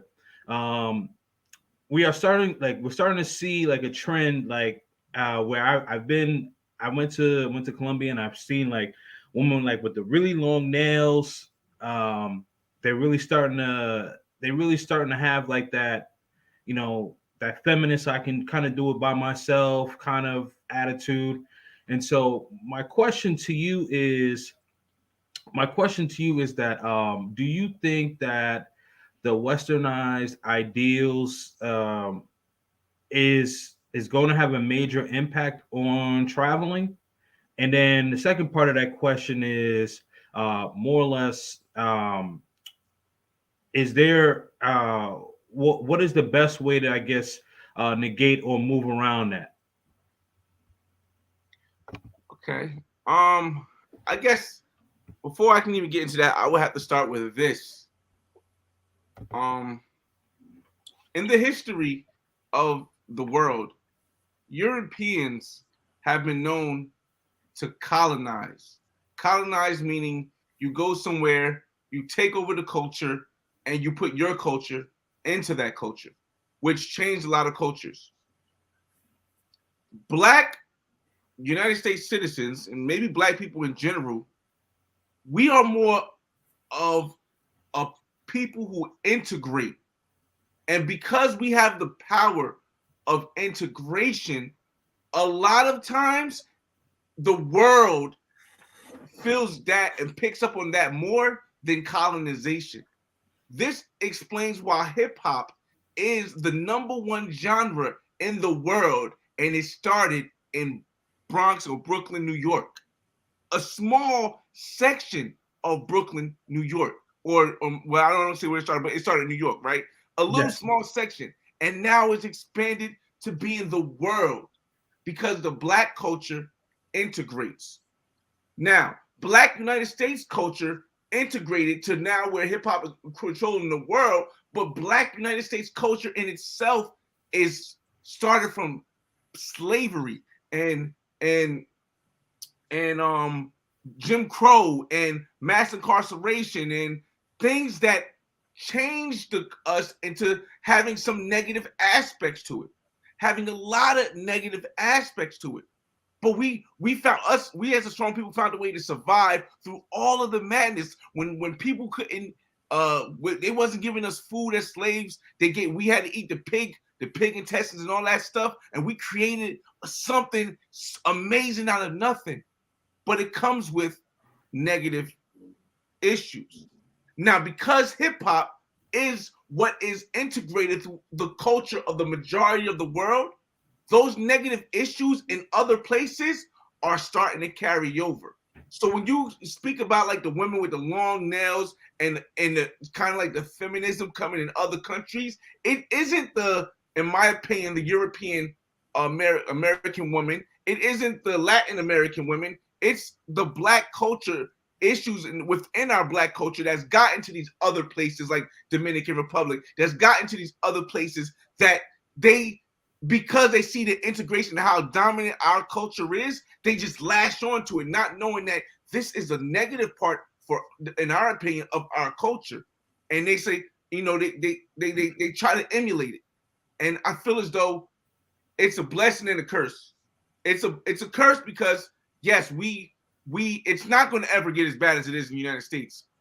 But it's going to start getting a little bit worse than what it was before in these past couple of years. And it's not the YouTubers' fault. It's not the black travelers' fault. It's the fact that our integrated culture is around the world. Now, at the same time, it's a blessing because now I can go to Tokyo. And even though it's a stereotype, though, having hip hop, basketball, celebrity, rapper, they envy or idolize these people. So when we go there, yes, we may get stereotyped, and I can't, and I'm not, everybody's on their own, but I don't like when I see black people like, oh, don't stereotype me like this. How are they not supposed to stereotype me? The only thing they know about us is this culture. But when we go over there and they see this culture, they hip hop, Jay-Z, and they see us like this, it's not saying it as much, it's more of a positive than a negative. So I use it to my advantage when I travel. When I do Black Man's Guide to World Travel, I'm able to go over there and they're giving me the response because hip hop is the world genre. Hip hop is not just music anymore. It's culture. It's dancing. It's people in other countries vibing to it. So it's a negative and a positive. And I think that overall, yes, feminism is going to, I mean, not feminism, but just the way that the negative black aspects of black cultural society that's overseas now is going to keep getting spread out more. It's not going to be ever as worse as in the United States, but the fact that we already know how it is in the United States, we can counteract it over there. We have an advantage. That's how I feel. Absolutely, absolutely. All right. So same question to you, Big Boss. The question is with the, how do you feel about the Western ideals in the females internationally getting like the long, the long nails, eyelashes, fake hair, things of that sort. So what are your thoughts? All right, my thoughts is it's an unfortunate reality of a new world that's interconnected with the internet. I was talking about this in my WhatsApp group today, which you are a part of. I don't know if you follow. I don't know if you followed along, but I was speaking of this earlier today. Matter of fact, how the internet, YouTube, whatever you want to call it, in all these places, even the most poorest country, they have a cell phone. Now, it might not be the newest iPhone or Android. It might be several years old, but they can connect to somebody's Wi-Fi and they can all look and peep and peer into the lifestyle of Americans, Europeans, and so-called first worlders. And so with that, with them looking at the Housewives of Atlanta, with them looking at Friends episodes, with them looking at the rapper videos, they are being influenced. Like Flyboy say, they're being influenced by the hip hop culture and all this, that, and the third. So I think it's unfortunate, but it's an unfortunate reality. So at this point, what I tell travelers when we go to these other countries, to learn the language, and I've been guilty of that myself. I need to get better at studying Spanish and even Portuguese for Brazil. Learn the language, learn the culture, and we go to these other countries. Don't just only stay in the tourist areas. Maybe the first few days when you first touch down to get acclimated, be in the tourist area, but venture out. Because if you're going to be in a tourist area where a lot of Americans and Westerners are, then you're going to run into a lot of that. It is unfortunate because it seems that when these other countries pick up American and Western ideas, they pick up the worst part of it. They don't pick up the good part. They pick up the toxic part and the worst part. They pick up, like you said, the long nails, the fake hair, the attitudes. You know what I'm saying? So whereas they might not have been tripping like that on their own in a natural element, but now due to American influence, it's almost American influence, especially nowadays, is almost corrupting because our society is so degraded. And our society, like I always say, is so feminist minded. We have a feminist society that is against men on top of that. So if you start exporting that to these other countries, then a lot of the women in these other countries are going to start to be like that. But like Flyboy also said, some of these countries will never get as bad as America, thank God, but they can definitely get worse from where they are for their starting point. But also in America, again, not to touch on the conspiracy theories that I'm a part of, a lot of that is by design. A lot of that is by design for some very high up, powerful people to break down the family. This is why they push other kind of alternative lifestyles, and I'll leave it alone so I don't get babied or Dave Chappelle. But there's a lot of powerful agendas here in the West that seeks to tear down men, tear down masculinity, to break up families, and to push feminism. And unfortunately, that's just going out to other parts of the world. So we are trying to escape that for the most part. We use this right here to escape that here in the Matrix, what we call America, USA, the Matrix. We use that to escape this in the Matrix, and we sure as hell are not trying to run into that in a whole nother country. So it's unfortunate. It's a reality. It's going to keep happening. So going back to also what Flyboy said, using the Aikido tactics of blocking the power blow, then we just have to, get our money up, get our language skills up, do more research, explore these other countries, and get out of the tourist areas, so we can minimize dealing with toxic Americanism that keeps spreading everywhere. Agreed. All right. So Lenny, I know that you said that you haven't traveled outside of the United States. Mhm. But being from Brooklyn, it's melting pot. You got people from all over the world. So I guess my question to you is, you know, have you experienced uh women from different countries kind of having that Western ideals? Yeah, I want to just kind of chime on Flyboy and Boss, right? Um, Both, it can be a positive and is also that negative. The positive on the Flyboy side is um, by the adoption of Western culture, as opposed to other countries, it makes it easier for them to become relatable. So when we travel, they know, like 50 Cent in the club plays globally. You know what I'm saying? They know Michael Jackson globally. You know what I'm saying? These are like, global things. As a matter of fact, just to kind of, since you guys, got a music background, um a lot of like artists say they get most of their money outside the United States. A lot of their fan base is from the outside of the US. The US, other countries show them love, like Wu-Tang. Wu-Tang Hmm. is global. Yep. And there's a lot of people when I talk to people down here in the DMV, and they're like, oh, Wu-Tang is over. I'm like, yeah, Wu-Tang is global. People recognize them. If you travel, they will know. And as opposed to me, yeah, I haven't traveled, but I have a lot of friends that's have different ethnic backgrounds, and they basically communicate a lot of this stuff to me. I have a best friend that's Asian, I have a best friend that's Indian, I have a best friend that's African. And to be honest with you, like chiming on Boss's side, the adoption also can have a negative aspect as well.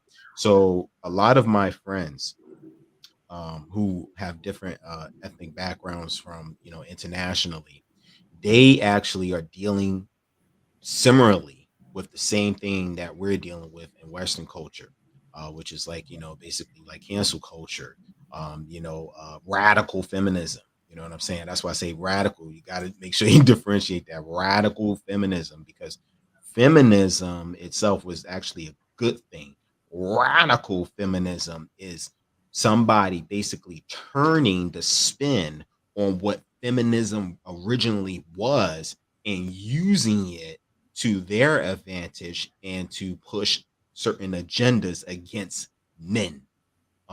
You know, and I can get really deep into that, but it's gonna really ruffle some some feathers. You know, on how that actually is, you know, with basically the demasculation of men. You know, basically, you know, basically killing, you know, the man's frame, you know, masculine frame, killing masculinity as a whole, to push certain narratives and certain agendas. But yes, it can be a bad thing, especially based on internationally. They have certain morals and certain ethics. You know, you still got arranged marriages in certain countries. You still, you know, have you know, whereas the father has to actually meet, you know, who's actually going to be, you know, the husband. You know, does he have, you know, this certain criteria? You know, are you going to go to, you know, go to school? If you're going to go to school, you better be picking something that's going to be, you know, to your advantage. Like, you're going to be a doctor, you're going to be a lawyer.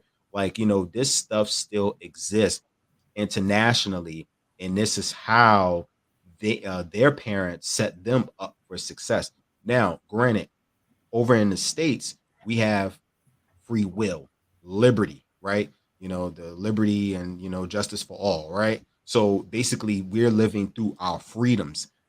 Other countries see that and it's more influential, so they adopt it. Like, oh yeah, well, I want to be free too. You know, like Cardi B. Oh my gosh, like Cardi B is an inspiration to a lot of these females internationally. And but the thing is nobody's telling them that, hey, don't do what Cardi B is showing you on the television screen, because technically she is not like that. Like her husband, Offset, he was filming her while she was sweeping the floor. You know what I'm saying? Cleaning. Like, yes, she, when it comes to her relationship, she cooks and clean. But on that television screen, she's gonna tell you about, you know, man do this and man do that for me, and I do this, I do that. I got I my don't own. cook, I'm a I don't boss bitch, clean. right? You know, they're pushing Yeah, that narrative for entertainment purposes. But right. that is not how it really is in their real life. Matter of fact, she was in an Instagram live talking about, you know, I am my mother. That's not how this goes. You know what I'm saying? Like, Mm-hmm. that is not her life.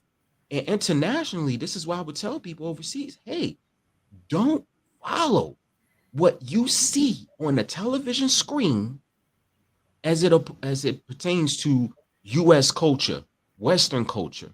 Mm-hmm. It's not designed for success. It's designed for liberty and free will. But you know, that's what I'm gonna say to y'all guys. Yeah. No, I agree. Like, you know, she had that line, and I forgot the name of the song, but she's like, Wow. I don't cook, I don't clean, but then you know, Let me like show you how I got this ring. Yeah, it was a one. yeah, yeah. Megan the Stallion was on there. I want to Mm-hmm. say. Yep. Oh, that's the WAP song, right? Wow. Yeah, it was Oh, WAP. okay, Yeah. yeah, yeah, Yep. yeah. Oh, yeah. You know that's Mhm. Cap. Yeah, she was cooking and cleaning. Yeah, I saw that. I saw that one. All right, Doughboy. So let me get you in here, Doughboy. So, um, you know, from our perspectives, you know, about the Western ideals as far as you know, international women and things of that sort. So what are your thoughts? We have to understand that American culture's biggest export is entertainment. That first and foremost. That's the one thing that we export more than anything else. The rest of the world loves to see us entertain them. So that influence comes with that. You know what I mean? Hip hop and entertainment has influenced us. It's influenced how we've dressed. It's influenced how we speak. It's influenced how we move. Even though we've created it, it's still influenced us. You understand? So when we're exporting that out to all of these other countries, because we don't really have much else to export. Sorry to say. No, Of that's course true. it influences them. Uh I play in a lot of strip clubs with a lot of Dominicans, Brazilians, Colombians. And you clearly see how our influence affects how they move. So their attitude, their swag, they're trying to, to emulate our swag. You see it in the videos. Bro, have you ever pulled up like Indian, Bollywood, hip hop trap videos? They look like our videos, bro. I'm talking about the cars, the beats, everything. The whole swag is straight hip hop. You know what I mean? So it's definitely permeating every aspect of the culture, of their culture. But here is the flip side. They know how far to go with that. You understand what I'm saying? Yes, absolutely. I'll just say musically. They'll jump up and down to the Migos, to Future, to Drake, and all of that. But you put on some classic salsa, watch what happens. You know what I'm saying? They know how to absorb our swag a little bit, but they not throwing away their culture, bro. When they go back home to their families, like Lenny had just spun off with the Cardi B and Offset thing. When they go back home, they represent their culture, bro. You know what I mean? So yeah, it's gonna affect them to a certain degree, but it's not gonna override their initial programming, if that makes any sense. Their default settings are still their default settings. So, all right, for example, they could talk all that fly shit, that all that fly empowering yada yada yada shit. But the minute she go home and she dating Hector, ain't none of that shit flying, bro. You know what I'm saying? When she go home to Poppy and Abuela, that ain't flying, bro. Right. She back to being Isabella, the same chick that she was before when she come home, because their structure at home is tight. So they not allowing that little wiggle room. Like, yeah, it's cute. You can wear pink hair and do all of that, but you ain't doing all that WAP shit at home like that. Nope. You know what I mean? That's cool for the club. The minute they come home is different, bro. They serving their brother and their father at dinner, bro. For real. It like, so the Western influence is only going to have but so much influence. I think I saw somebody in the comments say that feminism will never work in third world countries. And that's what I'm kind of playing on. That's the same kind of concept that I'm saying. Right, there it is. Feminist ideas cannot survive in a third world country because their structure is different. Like Lenny said, we are based on freedoms and liberties, right? That's why a lot of that stuff flies here. Their structure isn't based on those concepts. Their structure is based on rigid structure, bro. So yeah, y'all could do it a little bit, but don't get too carried away because that's not gonna fly. And like Flyboy said and Boss said, that also plays into our favor as Black men from urban areas, because that's what the entertainment force deems is cool. No matter how much they demonize that, they see us as cool. How we walk is cool. How we talk is cool. Our whole demeanor, our whole swag is cool. So when you take what everybody has been exported to them on the television screens and they see it in real life, it always works in our favor. You know what I mean? And I've been out of the country, man. I'm telling you, one day I was doing a party in Cancun. This is a long time ago too, but I was doing a party in Cancun. They were stopping me in the airport, just like regular Mexican people, literally stopping me in the airport. Are you famous? Are you a rapper? Are you like Snoop Doggy Dogg? So I mean, no bullshit, bro.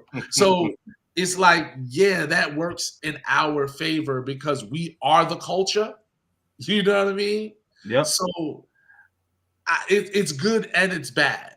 You know what I mean? So, like I said, yeah, they gonna wear the nails, they gonna wear the lashes, they gonna turn up, they gonna do all of that until they get home. It's a good point. Good point. Good point, man. Yeah, I mean, well, one of the most important things I think that like what all of you aligned on was basically like it's entertainment and it's not real and um from our side, right? You know, one of the things that we export is entertainment. We don't have anything else really to export. You know, like that. That's why Hollywood is so important. That's why, you know, our music is so important, especially hip hop. You know, Flyboy, you know, kind of hit the nail on the head. Like, it was something that started in New York. Now everybody, you go to any country, you know, they're rapping in their own language. It's like that. The hip hop is global. There's a rapper in Colombia. I forgot his name, but he does like Latin trap. Like it's just trap with Spanish, like doing like drill music, doing the like you know, it's crazy. It's crazy, man. It's crazy. You know what? Yeah, You know what was that's interesting though? yeah. How that's cool and it's flattering, but I'll be honest, I still feel a way when some of these other cultures, you know, culture vulture appropriate hip hop Mm-hmm. and then still try to act, what's the proper word? I won't say racist, but still try to act funny towards blacks, but you like the music. You act funny towards blacks, but you like the clothing and the swag and the style. Mm-hmm. Because they always want our rhythm, but they never want our blues. Okay. Say that. Now you Say that cooking. again. I didn't hear that. Okay. Say that again. Say that again, though. I said they always want our rhythm, but they never want our blues. They want to be close enough to feel cool, but far away enough to feel safe. Mm. Mm. Whew. That's You know, I'm it. gonna clip that one. But yeah, that's the truth though. Right. That's the truth, man. It is like it is offensive because it's like you you want our swag drip, whatever everybody calls it, but you don't really want to understand our struggle. And I think like how I would word it would be how I would word it would be kind of like the ignorance, right? So there's this one show like I was, you know, I watched like some of these reality shows like just like for research, and this, you know, so it's this black guy, he's with this white woman, and like he, you know, he doesn't want to have sex with the white woman, you know, they're in a relationship, doesn't want to have sex with her yet. So um, he doesn't talk about it like online, but he had put a post on Instagram basically saying that like you want to have my children, but you don't want to know anything about my culture. So how can we have children together, but you don't even want to understand our culture? Because the thing is, when you have, you know, when we have kids together, they're going to be categorized as black. You know, for those who don't know, my son is biracial, but he's black. Get what I'm saying? So, like what you were saying, you know, the rhythm and blues comment, that is so true. That is so true, man. So true. Indeed. Absolutely, man. So I did post the link to the panel. If anybody does want to join up and have join up and have this conversation with us, Just make sure that you cam up. And if I don't know who you are, at least show your face so I know that you're not a troll. Yeah. Not yeah, like we see channels getting taken down and people being on the BS. So none No of that. doubt. And I gotta get up out of here, fellas, man. I got a All right, long man. day ahead of me, man. Yo, it was a beautiful experience, man. Facts. Yo, holla at me Absolutely. whenever. I keep wanting to call you by your govy, bro. Yo, Nah, it's all good. It's all good. They all know my government. It's all good, man. You can do it. Yo, holla at me anytime, bro. Thank you for having me. You know how we get down, bro. And I appreciate Absolutely, all man. of y'all. Flyboy, you know we go way back, Cuddy. Yeah, so yeah. You know how we get down. Yeah. So what's your final words on everything, though? Let them know your final words, and then also where they can find you, man. Check it out. Oh, boom! There you go. Talk to Doughboy on YouTube. At Jersey Doughboy on all social media platforms. My final words is I hope people learn something, man. That's it. Like that's what we doing this for. At the end of the day, is to give out game and have people understand and have people learn things. So I hope somebody learned something. I did. You know what I mean? So I hope that all of our perspectives were accurately articulated and that you got something from it. You feel me? Thanks, Felicia. Holla at your boy. Absolutely, man. Appreciate you coming on, Doe, man. This was great, man. This was great, man. So appreciate you taking the time out, man, for sure. Indeed. And Lenny, thank you for the shout outs when you was on the Kings and Dreams joint. You showed me a lot of love, bro. I appreciate that. Real rap. Yeah, man. Salute. Absolutely, man. Absolutely, man. For sure, man. So, make sure y'all follow Doughboy, subscribe to his channel, man. And I believe on his channel he has all his social media links, Instagram, Facebook, and I don't know if you have Twitter. You got Twitter? Yeah, same thing. Okay, got you. All right, man. But I appreciate you, man. Love, man. Always. Love you, bro. Thanks, you fellas. too, man. All right. Peace. All right, let me go back to panel. All right, man. So again, I dropped the link. So if anybody does want to join, let's make it happen. So I know we're approaching the 2-hour mark. So these gentlemen take time out of their lives, and I know we're all very busy. So if you're gonna jump on the panel, better do it quickly, man, before I close this out. Yeah, like I said, at the end of the day, I think it's all about options, man. I think it's all about options, and like it's yes, it's supposed to be fair. Things are supposed to be right, but it's never going to change. I mean, I don't usually say never, but it's never going to change. It's most likely never going to change. It's not ever going to change because it's just the way it's set up. It's set up this way in the United States. But if we keep fighting it versus just like I said, moving out the way and doing our thing, we're just gonna keep going down, man. They said what in 2070 black United States citizens are gonna have 0% of assets or something like that. Yeah, some weird stuff like that. Yeah, I believe it. If we still keep going the path we're going. Yeah, I mean, the thing about it is it's weird. Like, so when one YouTuber, you all know him. I don't want to say his name, but he was telling me about this this woman in Colombia, Afro Latina. She didn't. So she wanted like the new iPhone. She wanted the new iPhone 13, and she was claiming that she had this nice 3-bedroom apartment, and it's three women in there, and it's a 2-bedroom. So why not try to focus on getting a 3-bedroom instead of trying to get the iPhone 13? You mean Afro Garcia? Huh? The fro? No, Afro Latina. Oh, yeah. Yeah, man. So D Smith, man, welcome to the panel, man. How's it going?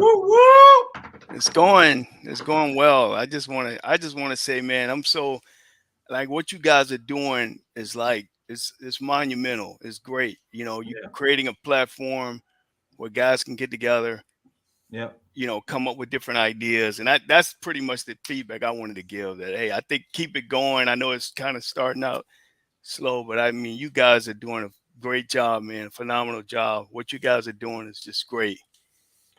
Absolutely, So man. that's all I want to say. And you know, keep it up. I'm gonna keep supporting the channel. I also go under Omar. So you may have seen me as Omar, like Big Boss. I've Oh, contributed. you okay? So You quick, Omar? Yes. are you Yes. Omar Suarez? Or, Yes. You Omar? Yes. Oh Yes. man, nice oh, to meet you, bro. Yes. Shout out to you. Yes. You don't look nothing like that picture, man. Why you use that profile picture, man? Yeah. It's a long story, but I use that. But I'm telling you, man, you guys keep up the message that you guys are doing.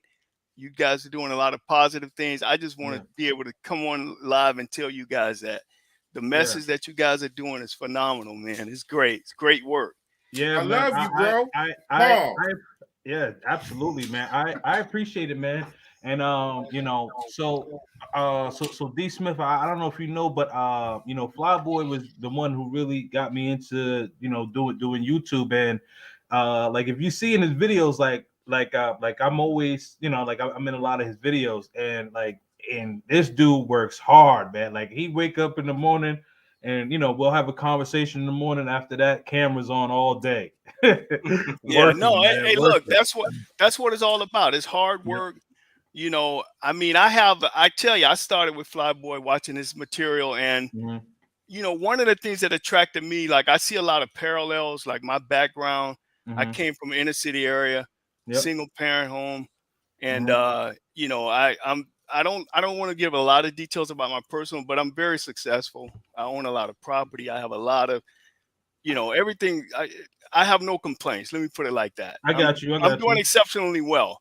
There you go, And man. it wasn't easy. I worked hard, man. Like Fly is Absolutely. working hard. Like Yep. Big Boss is working hard. Like all you guys are, you know, look, I paid my dues and I Yeah. worked up and I climbed the ladder. And a lot of us just having a positive attitude Yep.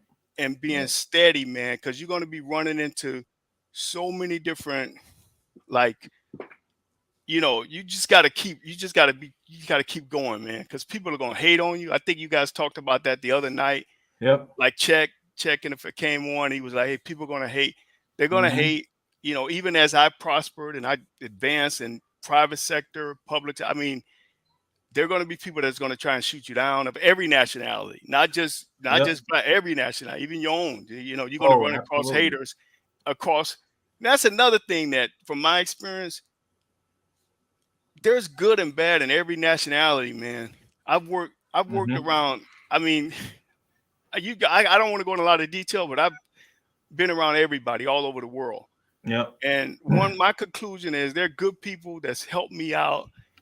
My successes that crossed all boundaries. I had some Asians help everybody. I mean, throughout my career and throughout my investments, and I've had people that helped me out in all cross nationalities. Then I had people that try to screw me in all nationalities too. So, I mean, you know, you just gotta keep rolling, man. You just gotta keep going and be positive. I'm always positive. You know, I'm always smiling because there's nothing can get you down when you come from a place where you know you've seen like so many people go down. You get to a point where there's nothing that you could do to hurt me. You know, I came from a Mhm. place that was so unfortunately you saw a lot of not positive things. You know, Right. so you know, You're from Cali, right? no, Yeah. Oh. I'm from Miami. Oh, Miami. Okay, I'm But sorry. I I'm live sorry. I live in the Northeast now. I'm in the New York, New Jersey, DC. I'm back and forth. I'm in that area mostly. But I own a Okay. condo in Miami. That's how I actually started watching Flyboy because he was buying a condo when I was buying a condo down there. I'm from there originally. So Okay. I was going back and forth a lot all the time. But then I went ahead and just bought a condo and Mhm. just paid cash and just bought a condo down there like 5 minutes from the beach. Right. And that's how I started watching his show because he was like looking into buying a condo at that time, or was closing, and I was like, oh, who's this guy? Came up on the algorithm, like trying to buy a condo, and I'm like, I'm getting a condo too. So, and then I just started watching the show, especially the Monday night, Money Talk. Money Talk Yeah, Money Mondays. Talk Mondays. But I like listening to you guys, because you guys keep it real. I feel like you guys are genuine. You're not fronting. I don't like fake. That's one thing I do not like is fake people. Yeah. I can't deal with fakeness. And I don't see that in you guys. I mean, I see raw material like Flyboy. Everybody's got their different personalities, but you guys are real. You guys aren't fake. So I enjoy the content. I enjoy watching the show. So it's always a pleasure. Yeah, man, definitely, definitely appreciate that, man. Well, one of the reasons why I put this panel together, I pride myself on being a good judge of character, and I've known Fly and Doughboy over half my life. I just met Big Boss, but we clicked like instantly, and same thing with Lenny, and our ideals, where they may not all be the same, but that respect factor is there, as men and men who want to, be better versions of themselves and want men to be better versions of themselves. Yeah, everybody's trying to, make it, and you help each other out, just like the show you guys had with Check. Everybody's trying to help each other out, and the guy from Zoom, you just, it's hard. This world is hard for anybody. Black, white, Spanish, anybody. It's hard, especially if you're not in the top 1%. Right. It's really hard if you're not in the top. And the system is designed to keep you distracted. Black versus white. What's the other? Democrat versus Republican. They just hate each other. Women versus men. That's a distraction. Those are all distractions. If you focus on your time hating on, they, trying to join a team. Oh, I'm this. I'm in this party. Oh, I'm in this party. Oh, I'm in this group. I'm in that group. It's a distraction. It's just going to slow you down. It's not going to. I've learned, like I said, guys, there are people in every category that's effed up. So you can sit here and say, "Oh, women are up." Yes, some women are. Some men are. Some blacks are, some whites are. It's across the spectrum. You just got to make sure you keep your act together, you keep your stuff together, and you keep going, and you keep being positive, and you associate yourself with positive people, and associate yourself with people that are trying to be successful. And people, that was been my key to success. I keep going, man. You get knocked down, you keep going. That's just me coming out of the hood, my hood. I was in Miami. I'm from the city of Miami, right out of the hood. Came out. Real bad area, but we're all from the hood, man. I know, especially Big Boss at Oakland. I've been to Oakland. I know, I like it there. It's nice, but it's got this hood, man. I know about it. That's for sure. Yeah. But I can appreciate, guys, YouTube, what YouTube has done and giving everybody an opportunity to even create a platform to express yourself. And I think it's just remarkable, you guys being able to do this, and we able to share ideas, because without this type of platform, we would never been able to connect. Big facts. You know what I mean? Like, how would I ever been able to connect with you guys? You guys, you know what I mean? Like the content that you guys have put out, I could click on. I think Flyboy mentioned it once. I could click on and I can go in and say, okay, let me see what this guy, and then you begin to realize that there are parallels, that we're all pretty much the same, everybody's trying to make it, and you guys are talented. I'm telling you right now, man. Big Boss, all you guys, King, all you guys got a talent and skill just as good as anybody on the major networks that are doing talk shows. You guys are just as good, just as talented as anybody else. You just got to, like Big Boss, so you waiting on that big hit. You waiting on something to go viral. You wait so you can get out there and get your name. You guys are good, man. You guys are talented. I'm not just all you guys, man. Appreciate it, man. You guys got talent, Yeah, man. appreciate that, man. You just got to keep going, keep going. I got a nephew. He's 23, and he's doing rap videos. He's, I tell him the same thing, man. Just keep trying. That's his passion. I'm like, man, stick with it. I give him money, help him out. He's got YouTube videos. I help finance because I want him to do well, and he's cranking it out. He's trying. So we'll see, But the message the point I'm trying to make is, just got to keep going, just keep going. And that's the only message I have, based on the topics that you guys were discussing. And don't get too caught up in the division, man. Don't get too caught up. It's a distract, oh, women are like this, oh, men are, I'm a Democrat, I'm a Republican. No, man, don't get too caught up in it. That's all I'm saying. Right. Because it can drain you. And it's unproductive. You're not going to get any. You need to be working on how am I going to build my empire?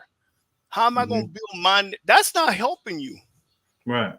Now having a discussion and talking it up could build your channel. So I'm not saying don't do it, but I'm saying you personally, when you get off your entertainment, you need to be focused. Hey, look, I got to build my own thing, because I'm not going to go around running around hating on anybody, because they're struggling like me. Unless you're in the top 1%, 2%, 5%, you just, trying to, make it. So.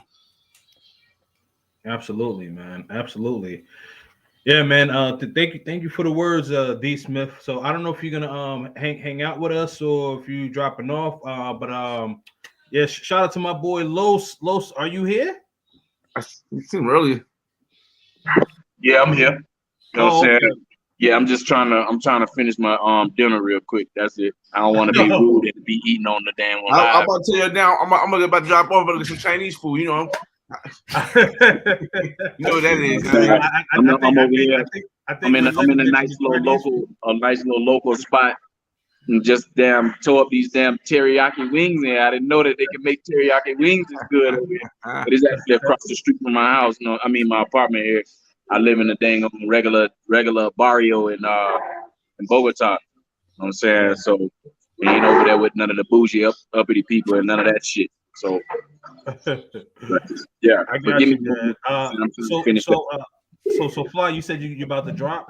Yeah, I'm about to drop off, man. Yo, I love the conversation today. It's great. It's a great thing. I'm probably gonna use some of these clips from my Instagram because it was so amazing of a conversation. Absolutely. But like overall, like I said, for me, for everything revolves around knowing your options, man. And technology is making it possible. It's not gonna happen overnight. You gotta expect it's not gonna happen overnight where things can change. But because technology is what it is right now, and I don't see them, even though they try to cancel certain things, even though they try to, limit us, I think technology is going to win out, and we just got to keep telling our story, and eventually they get it. But most importantly, you have to be able to be financially in a place where no matter what you do, you can't be canceled. So focus on that, and everything else will come after that, man. The first thing, if you have a major credit card debt, pay that off, because that's the first thing to eat you alive. Yep. Forget if you have a student loan, hold off on that. Pay your credit card debt. And once your credit card debt is down to zero, then try to get a property that you can rent out and live in. And I tell people this not because I feel as though you can be wealthy, you can get rich off of real estate, but the fact that the one thing that everyone has to pay for is a place to live. Yep. If you can limit that cost as much, even if you're not living free, even if you have to pay $400, if you can limit that cost, then the world can be yours, because anything else you do is extra. But appreciate you guys for coming in. It's your boy FRE $H Fresh at TheFlyBoyWay. That's TheFlyBoyway. Don't ask why. Just check out the channel. And I'm about to go get that chicken wings, plain fried rice, hot sauce, pot, pepper, ketchup. You already know. I'm out, man. All right, man. Appreciate you, bro. All right. All right, man. Yes, man. Shout out to the Flyboy Way, man. Make sure that if y'all haven't, like and subscribe to his channel, man.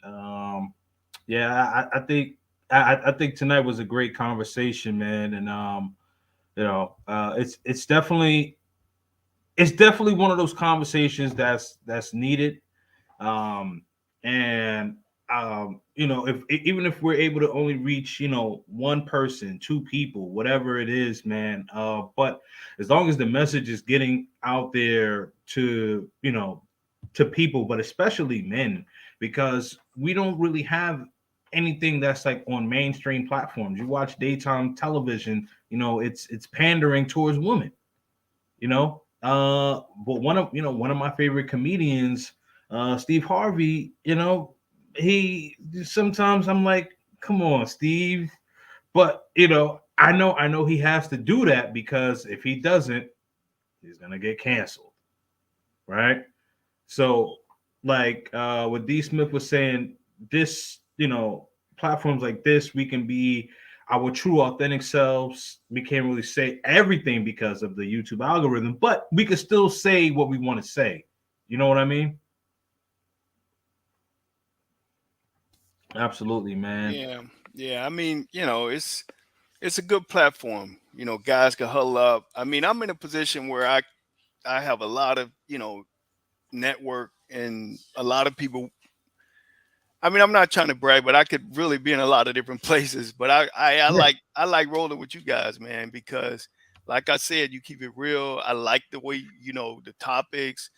Everybody's like, I just don't have that connection like with really anybody. Like Mm-hmm. where I mean, I have a lot of acquaintances, but I kind Yeah. of lost my connection to the. I don't want to say you guys are the hood, but I kind of lost my connection to. So it's like a pleasure, man. I get on with you guys. I'm like, yeah, let's talk real talk. You know Right. what I'm saying? I Yeah. mean, I talk all that fake stuff when I'm around, you know, what I got to do, what I got to do. But Right.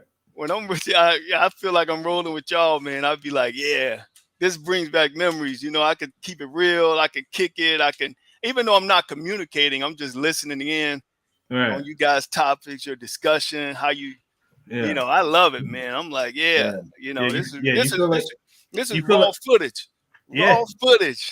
Yeah. Yeah. You feel like you're right there, right? Yeah, it's like raw Yeah. footage. That's why I was saying, man, this thing will take off. It just, you know, I'm gonna keep supporting it. Absolutely, man. And Thank you. you know, yeah, we appreciate the support, man. You know, I'll talk to all of the gentlemen offline and try to figure out, try to get this thing going. You know, maybe every 2 months and stuff like that. Everyone has their own channels. Everyone has their own lives. So you know, I completely get it. So. I'm very humbled and appreciative that I was able to get, not one, not two, not three, but four people all at the same time to join in, man. So again, I'm humbled, and shout out to all of the gentlemen. Shout out to you, D Smith, for hopping on. My bro, crypto, you know what I mean? So I appreciate you. I think you on mute. Oh, you walking. Yeah, I just left up out of a little restaurant. It's across the street. I was over there, that little Angus spot over there. You know what I'm saying? Over here, Yeah. I like this is the real Colombian neighborhood I live in, man. I ain't nothing but I'm the only gringo over here. The only one. You know what I'm saying? Gotcha. So yeah. So I was listening to some of what everybody was saying. I don't know how far I don't know what the whole conversation was about. 'Cause I think y'all was almost 2 hours in by the time I jumped on the live or whatever. But I Yeah. heard a couple good points within the live, Mhm. and I feel like I know I heard some people y'all was talking about feminism. I'm saying I know I heard that. And, Yeah. yeah, and about how the what do you say they watching the black culture and trying to imitate that, but they still try to treat us like we some second class or third class citizens or whatever, but why Right. you imitating that if you feel that way? You understand? Right. I heard that and I was like, yeah, well that make a whole lot of sense too. And give me a second, I'm trying to get in my apartment. No, you're good. Yeah. So I say, yeah, that makes sense. these people out here. Well, it ain't even really women. It's everybody. Anybody who's trying to imitate the culture, they out here making it. I really can't describe it. The way you put it, because I've moved past it myself. I don't really pay attention to that shit no more. You know, it's almost like, you know, okay, you want to imitate us, go right the fuck ahead. You know what I'm saying? And you know, but when you end up in a situation where you get treated like us, let me see your response to that then, and then what you gonna do after that. You know, I sit back and watch it. And I don't really like the fact that people, they do that, you know, but then again, you can't stop that shit. You know what I'm saying? The only thing that I feel like, well, hell, black people gonna be themselves anyway, regardless. So, that's a slippery slope, man. It's hard to talk about a situation like that with people, but I ain't get the full gist of the conversation of what y'all was saying. That's just kind of what I heard, you know, in the way of the conversation. You understand? So, but yeah. And then what else after that? Y'all was talking about uplifting each other and, you know, positive vibes and all that stuff like that. So that's what I heard. I don't know what the whole topic was about, but you know, I just heard a bunch of good points. So I was coming on like, you know what I'm saying, salute to the panel for, you know, making, you know, light of certain issues and situations, you know, within our community, meaning the black community, and, you know, traveling abroad, period. You know, so, you know, I mean, my damn thought process is chopped up because my taste buds is, you know what I'm saying, tingling right now, man. That damn bread got good as hell. No, you good, man. Yeah, we had we had 3 topics that we talked about. The first topic was talking about cancel culture. What you know, and then we highlighted on what happened to MTR, mediocre tutorial and reviews, where he had lost a sponsor because a woman had written to one of his sponsors and was saying that he was misogynistic and talking about how the whole manosphere community degrades women, things of that sort. And then we talked about Chris Brown, where you know, he got, you know, he had a grape, because we don't want to say the R word here, but he had a grape accusation, and he had the receipts to debunk that. Then the second topic, we talked about inflation, price of gas, the price of housing, things of that sort, and you know, the lingering effects, and how you know, women who might have curved us in the past, you know, are now starting to hit us up because now they need our resources. Then the third topic was about you know, the Western ideals and women internationally, and then that topic kind of transcended into like how they take over, like our, well, not take over, but they take our black culture. Yeah, and then Big Boss and Doughboy was saying basically like they want to they want to be a part of us, but they don't want to be a part of like the drama that we have to deal with. Yeah, I heard that. What you heard? Yeah, that's when I came in. So I caught the last part of the conversation. Right. Then. So, but yeah, shit. I mean, what I heard Doughboy say, yeah, he exactly right. You know what I'm saying? What he said, they want the rhythm, but don't want the blues. You know what I'm saying? Something like that I heard him say. You know what I'm saying? That's exactly what he said. Yeah, he said they want the rhythm, but they don't want the blues. Yeah, man, that's I would have to agree with that statement. You know what I'm saying? Because you know, you end up, man. I don't want to go down that road with my thoughts. You know what I'm saying? Because I'm gonna have people mad at me. You know what I'm saying? Because I'm straight blunt with mine. You know what I'm saying? And you know, it's just a certain sector of people that I don't deal with because of that type of situation. You know, I know it's probably good-hearted people within, you know, all races and cultures and stuff like that. But at the end of the day, I believe that we are the greatest of all of them. You know what I'm saying? Because if that wasn't the case, then why is everybody trying to imitate and be like us? Right. You know what I'm saying? You don't see us trying to do what other people do. You know what I'm saying? You know, so I'm gonna stop short of my opinion on that. But you know, no worries. Because y'all covered pretty much all that already. You know, as far as that inflation is concerned, man, I'm happy I'm not there in America to deal with that shit. Man, listen, but bosses in California, gas is $7. Oh, fuck that. You know what I'm saying? I don't even know how you doing that. You better get your bicycle, dog. I know. You can get a meal for $7. Like my loaf. Man, a meal is like 1 gallon of gas. Just think about it. Yeah, 1 gallon of gas. Just think about that. Yikes. Yeah, I don't even know. You put multiple meals in your gas tank to get to work. Man, damn. I talked to one of my partners the other day, and because he got he liked them big ass trucks, you know what I'm saying? Big pickup trucks and big ass expeditions and shit like that. Mm-hmm. And you know, I asked him, I say, man, just random question. How much money you spending on gas when you go to the gas tank? Well, Carlos, it used to be, you know, I ain't $50, $55.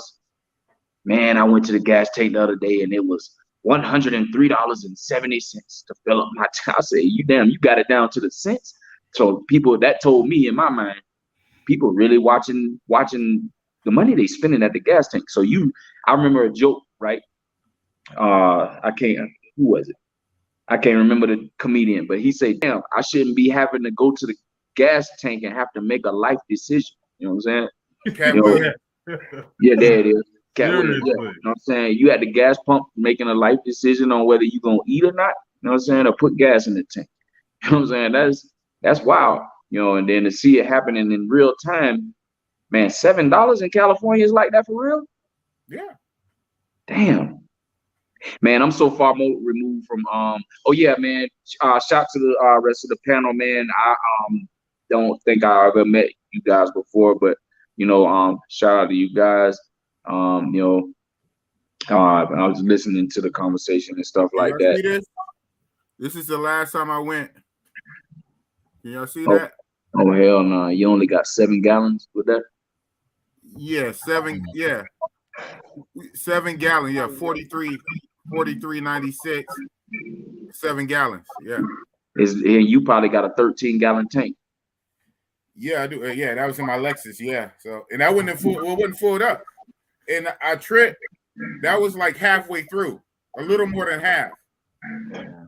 Man, ain't no way in the world, bro. Yeah, I'm so happy. I got a 20 gallon tank, man, and I got a V8 twin turbo engine, man. So that thing, you tripping, man. You got to put the mid grade in there, man. You know what I'm saying? That's even I don't know if I don't know if the mid grade is gonna I don't know if it's gonna run well with the mid grade though. Exactly. Oh, so you got premium? Yeah, I got a 750 BMW, man. Oh, bro, it's time to get rid of that shit. Hey, I'm sorry. You know what I'm saying? Listen, man. I have a V8 Charger. Bicycle man. In me. And shit, that's what I got. Well, if you know what I'm saying, on my channel, if you see any of my episodes, you know I got a bicycle. Oh, listen, no, I know, I see you. Bruh, listen, there's no way I would be mad as hell because one of the little contract jobs I had when I was over there, I used to go around and do REOs or BPOs for these real estate companies, broker price opinions, right? So I go and take photos of these different properties inside and out. But I got to drive to all of them, you know what I'm saying, in order to get it done. And in order for me to be able to get a nice little change off of it, I got to do it by the bulk, you know what I'm saying, 50, 60 properties sometimes. Man, if I was there doing that now, I'd probably not even do that job just because it wouldn't be worth it. You know what I'm saying? Like, are they going to have to come up on raise the pay on each property that I do for them? You know what I'm saying? Because shit, I know I was spending at least, man, I was spending on a week-to-week basis doing that. I was spending at minimum $120 in gas. You know what I'm saying? Pretty much, you know what I'm saying? Just so I can make sure I get, because they would send me bulk. You know what I mean? So like in a span of they would pay me every 2 weeks. In that 2 week time frame, man, I'm covering like 200 properties almost. You know what I'm saying? So and then we talking about in Tampa, that's where I'm from. You know what I mean? So I'm riding around Hillsborough County, and shit, I can be literally anywhere in Hillsborough County. And shoot, from the southeast, the farthest southeast end to the farthest northwest end, you know, shoot, that's like that's an hour and a half drive just in Hillsborough County. You know what I'm saying? So, you know, y'all can equate an hour and a half drive from where you live and how much gas that take. I don't know, man. I see the news and I get discouraged for the people that's over there. You know what I'm saying? That have to deal with that. I'm so happy, man. Listen, y'all travel, brother. Y'all travel guys, man. I think that everybody should at least consider, if you able to, consider living outside the country, bro. It'll be the best decision you ever made in your life. You know what I'm saying?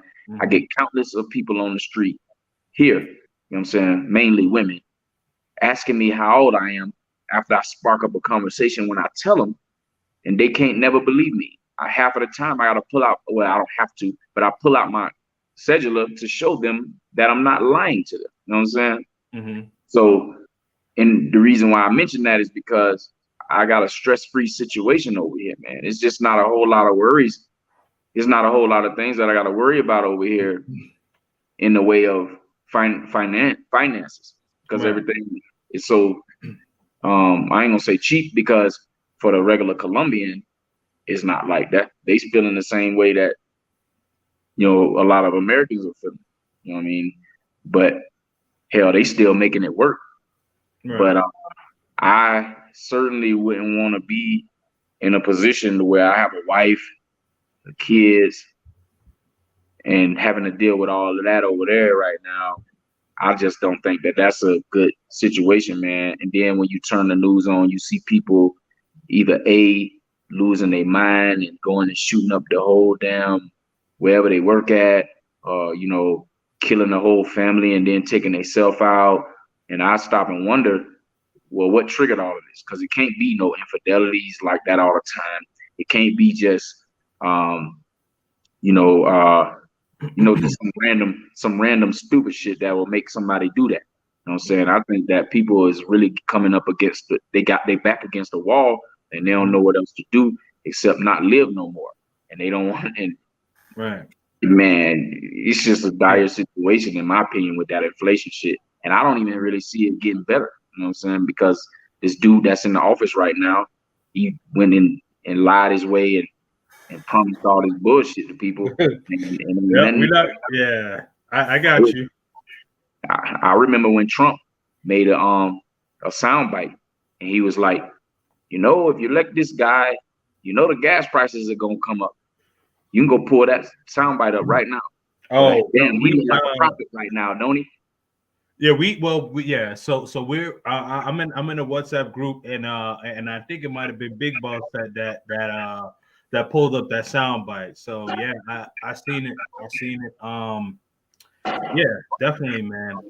So it's crazy over here. So I don't know if you gentlemen seen it a few months ago. Where the guy talked about he deleted his ex-wife, and then I think he deleted his kid's mom, and then he said he was gonna delete himself. Yep. No, I think I saw that. Black. Yep. Like that. Like you know, if you need to, like, if you're driven to that point, man, like that was just so sad to see, man, because like, you know, like everybody took a loss, man, like, you know, because like, you know, those kids don't have they don't have any parents anymore, man. Yeah. Well, man.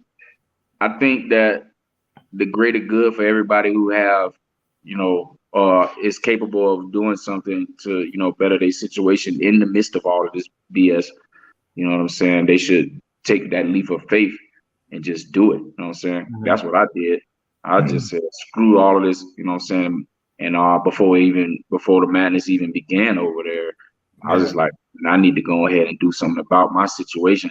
because I'm not going to stay over here and be miserable. And then at the time when I made the decision, I was on edge. You know what I'm saying? So like if anybody had said something out of the way to me or did try to do something to me, man, I would have seriously hurt somebody.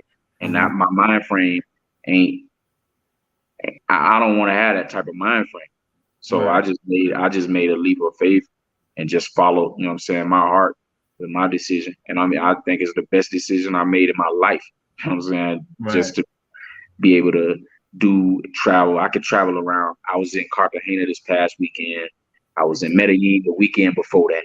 You know what I'm saying? In a couple of weeks, I'll probably go to Cali, you know, and then, you know, everybody keep on talking about this Brazil thing. I might slide down there to see if I was in America, I wouldn't be able to do all of that like that. You know what I'm saying? And then the plane tickets down here, like $60, $70 round trip to these places. Well, within this country, at least anyway. Shoot, man. So like, how can you beat that? You know what I'm saying? To be honest with you, you know, I just feel like all the black men that's in this space right here, they have to do something that they never did before. You know what I'm saying? In order to be able to continue happy. Otherwise, it's going to be a continued conversation of sour stuff taking place. You know what I'm saying? And, you know, and a bunch of negativity is, you know, not always good. Right. The only thing, if I could kind of chime in, the only thing I would recommend is that, like, if you're going to not travel abroad, but if you're looking at relocating, just make sure you have, you know, some sort of plan for income, because one of the reasons why most of those people from those countries are coming here is because it's a fact, it's easier to make money here. So if you come here, if you're Colombian and you come to the United States, it's so much easier for them to get a job as a dishwasher, get a job at doing whatever. They can bank their money, they can work their way up, build their own business. If the other way around, if I go to Colombia and I'm trying to start out, let me go get a job. You just better have your act together. That's the only advice I can give. Before you randomly say, let me move over there. You go over there. You ain't no, let me fill out an application. Let me be a UPS driver. Let me go do this. Right. You better have your act together. That's all I'm saying. You don't go over there. They come over here for a reason, because they can make money over here. The money is here. Right. You go over there talking about, I'm gonna go open a business and try and make money. The probability of you succeeding in the United States opening a business it's a struggle. Right. The odds there are even double against you. So, you know, I mean, just keep that in mind is all I'm saying. Like you said, when you don't have a plan, proceed with caution. You That's know, the only advice I would give. You want to go over there, proceed, or any other country. It could be Europe, Asia, or wherever, Canada. You just make sure you have a plan. I mean, I believe in taking risks. I've taken risks all my life, and thank God, you know, knock on wood, they've all paid off. I've done well, but I believe in taking risks. So I'm not saying don't go, but just when you advise people, hey man, y'all need to go, and just make sure you also, in addition, make sure when you come, you have a plan on how you're going to get some income, or if you have income in the States, that's fine, and you could still continue to have that income in the States, and you living abroad, that's fine. Just keep that in mind, because those countries are, you know, they don't have the economic stability that we have in the United States. So that's until all fiat currency fail and they have to use digital currency. You know what I'm saying? But most people not even thinking about that right now. You know what I mean? You remember the other week, it was about maybe 3 or 4 weeks ago, the Dow dropped 622 points. And people who be watching they 401ks and they investments in the stock market, I know they were shitting bricks that day. You know what I'm saying?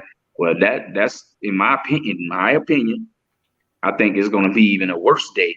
You know what I'm saying, for that. So I don't have any trust in the current financial system, the fiat system.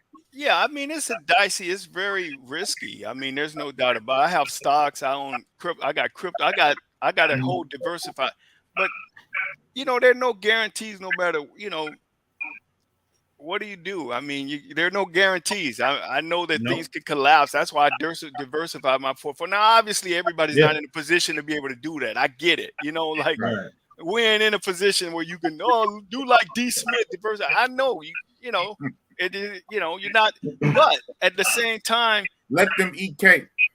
Yeah, I mean, you know, you gotta be. And Fly made a good point, man. Guys, keep your monthly expenses as low as possible, man. Don't buy stuff. This United States, let me give you an example. You could come to the United States and in 6 months you could have all kind of stuff.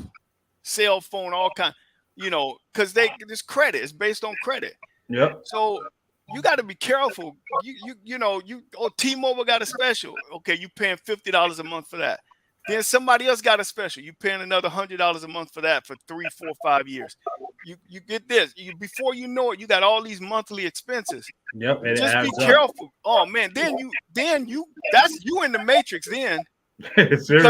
Because seriously. You in the matrix. Because now every month you got to pay. And at the end of the month, you got all this nice stuff. But then you got all these bills coming in. Mm-hmm. And the system ain't your friend. They're going to be like, they're going to want their money. Right. They're going to go get on you. I mean, you know, they're going to be hitting you up, screwing up your credit. Yep. I mean, everything, you know, you be trying to buy a house or whatever 3 years ago. Remember when you were late on this? I mean, they're trip, man. You got to just be careful, guys. Just be careful. Don't get caught up in the debt thing. Like, you know, just be very careful. That's all. That's advice I would give for somebody that's up and becoming. You know, just be very careful on debt. Yeah. Once you get caught up in debt, you are an economic slave. Yep. Remember that. Yep. You are a slave to the system. Yeah. Because once you get caught up in a lot of debt, they got you. I agree wholeheartedly with the statement. Can't do nothing. Absolutely. Because I mean, just try and be as free as possible. To me, freedom is not owing a lot of people money. And being able to move how you want to move when you want to move. That too. Absolutely, yeah. Absolutely. Yep. But you gotta take risks. I mean, look, when I started out, I'll share with you guys. I mean, I had to go in debt like to get the properties initially that I bought. You know, I mean, I took risks. I didn't have any money, just put it in it, and it paid off. Now it was timing. I'm not going to say I'm some scholar or genius. It was timing. The market, I bought when the market was low and it went up. I could have bought when it went up and then it went down, and now I'll be not on the street, but I'd be, you know, I wouldn't be where I am now. So I mean, it's timing, luck, you know. But then you're not going to ever get anything if you're not trying and taking risks. Well, that's my main point right there. But the main thing what you said was have a plan. And that's what I did. You know what I'm saying? I put together a plan and executed it in 6 months. And then to see the thing is that, you know, as far as going to another country and being able to have some income, well, we live in a day and age where you can, you know what I'm saying, work remote. And that's what I do. You know what I'm saying? I just happen to be in a field that allows me to be able to work remote. So I don't have those typical worries. I know everybody can't do that. You know what I'm saying? Right. However, you still can put together a plan and be able to execute that plan and then still be able to make a move like that. So for instance, say you got even with a scenario like this, I got a partner back in Tampa and he works for FedEx. FedEx is everywhere.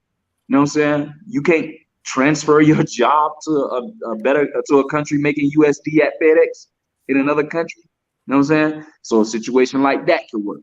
Or, you know, you may have you work say you make 80K in a year, just a random number. You make 80K. Well, like you just said, or whatever, what Flyboy was saying, you keep your monthly expenses low, and then you put up $500, $1,000 every month, or whatever for whatever time frame you see fit for your situation, and then you can take a leave of absence from work. You know what I'm saying? And live freely in another country off of the money that you save on a leave of absence. And then there's other ways around it. I give you what I did. Because I had 3 lines of income when I first came here. And one of them was I took FMLA off my job. You know what I'm saying? You might have person in your family that's sick. You know what I'm saying? Man, these jobs will pay you to take care of your sick people. You know what I'm saying? I got 24 weeks of FMLA. You know what I'm saying? Just money coming to me that I didn't have to work for. You know what I'm saying? And then I quit the job after that. You know what I'm saying? Because I set myself up like that. So I use them the same way they using us. You know what I'm saying? Mm-hmm. So you got to be smart about what you're doing. So you're exactly right. Have a plan. I'm not just saying jump in the pool and head first and don't know how to swim. You know what I'm saying? You gotta wade first a little bit. You know what I mean? And understand what type of current in the ocean a little bit. You know what I mean? So you can be able to survive it come time, because it's always gonna be a storm. You know what I mean? You just gotta be prepared. Have yourself set up to be prepared for when that storm happens. And we all grown men. Well, you know what? I can't even really make that statement because it's a lot of ignorant grown men out here. So I would think that a person who would like to have a lifestyle, a free living lifestyle, would understand that you have to have a plan before you make a move from the foundation of where you were born. Shit, I didn't grow up with no financial literacy. I didn't grow up in no damn with no silver spoon. You know what I'm saying? None of that. My folks from Mississippi. You know what I'm saying? And I grew up in East Tampa. And if you look up East Tampa, you find out what East Tampa about. So it just wasn't like that for me. But what for me is I was like, you know what? I want better for my life. I'm going to live my life on my terms. How can I make this happen? And that's where that plan came in effect. You know what I'm saying? And it just so happened it merged with cryptocurrency.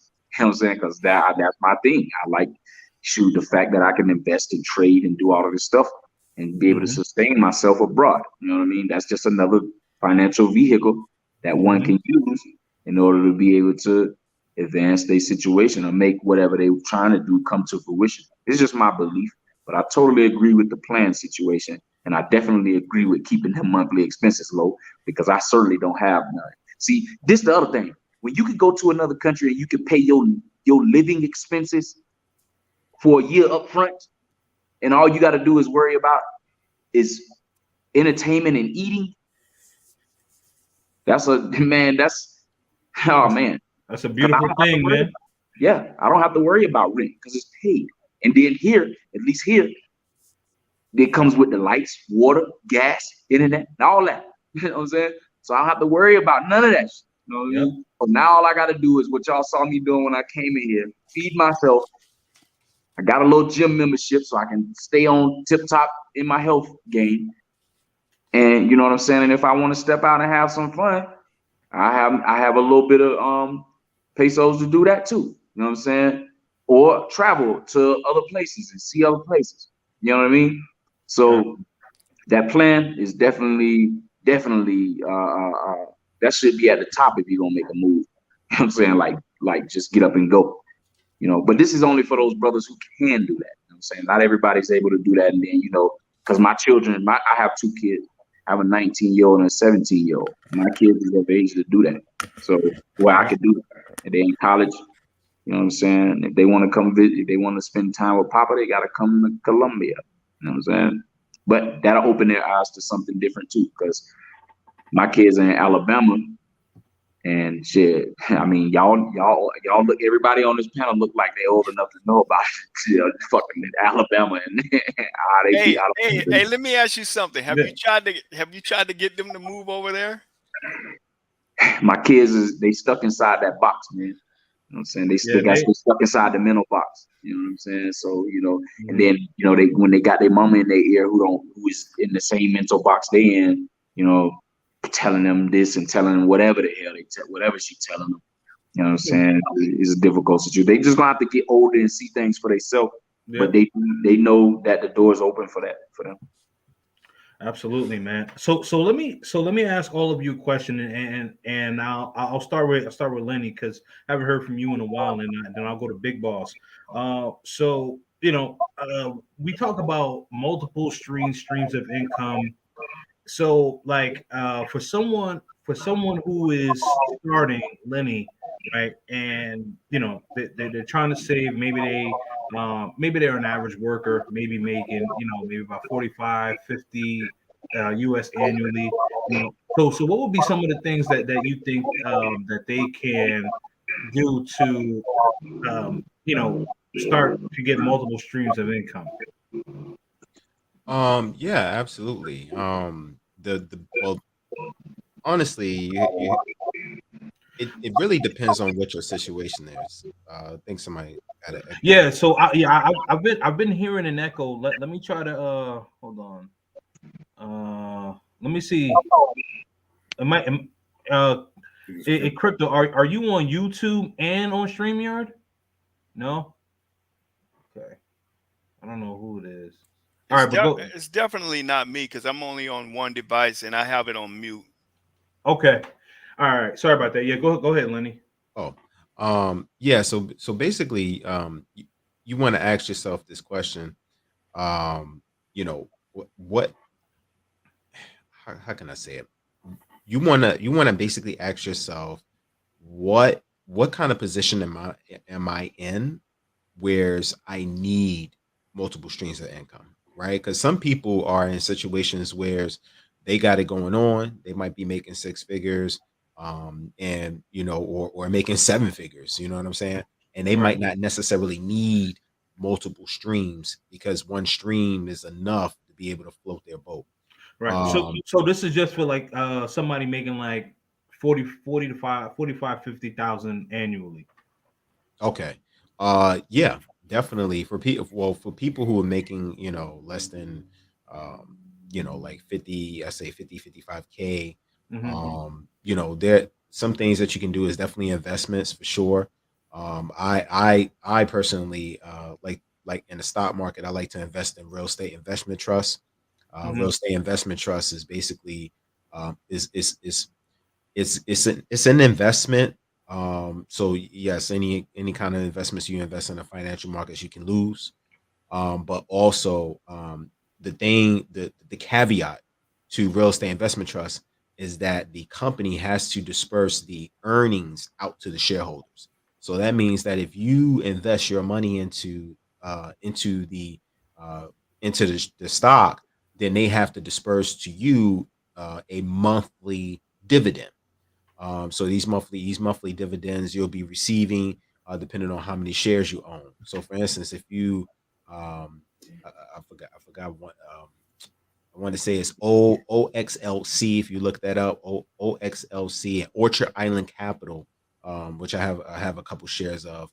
Orchard Island Capital, per month they have to pay a dividend on what you own. So if you own, let's say if it's paying like 5 cents, then if you own 10, then you would just times 10 by 0.05, and that would be your dividend for the month. Now, if you want to reinvest those dividends, then it would keep growing and growing and growing, and then eventually, depending on how rapidly you invest some of your income in, it can actually like take place of a whole nother job. So like let me break it down. So let's say you're making $45,000 a year, and let's say you was working a part-time job at weighing tables. But let's say that weighing tables on the weekends was only paying you, let's say, $100 a week, right?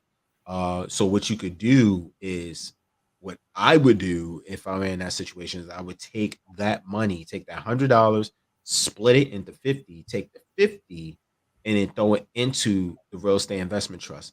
So every time you get paid, it's going into that real estate investment trust. So basically, what you're doing really is you're really finding a replacement for that part-time job, just like a job would do you, as if they, when they start interviewing for your position, they put it all over Indeed and Career Builder.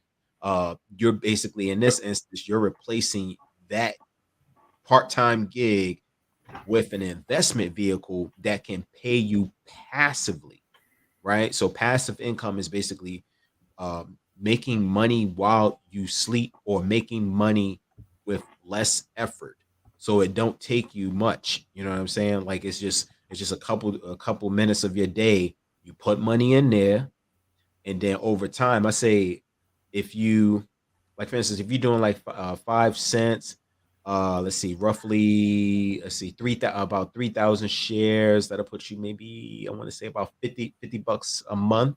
So if you keep on saying, okay, well, each month, let's say you just making, like I said, with the weighing tables, that's 100. So that's approximately, it's 4 weeks in a month. So that's going to be about $400. So it'll probably take you about maybe roughly about I want to say, no, excuse me. It's going to take you about 4 to 5 months to maybe rack up $3,000. So now you got $50,000, $50 coming to you monthly. Excuse me. And then you keep investing into that, it keeps growing. You know what I'm saying? So that's something that you can do if you're making, like in that, maybe 40, 45 something range. And then also, one of the biggest things that excuse me, you got like ride sharing, like excuse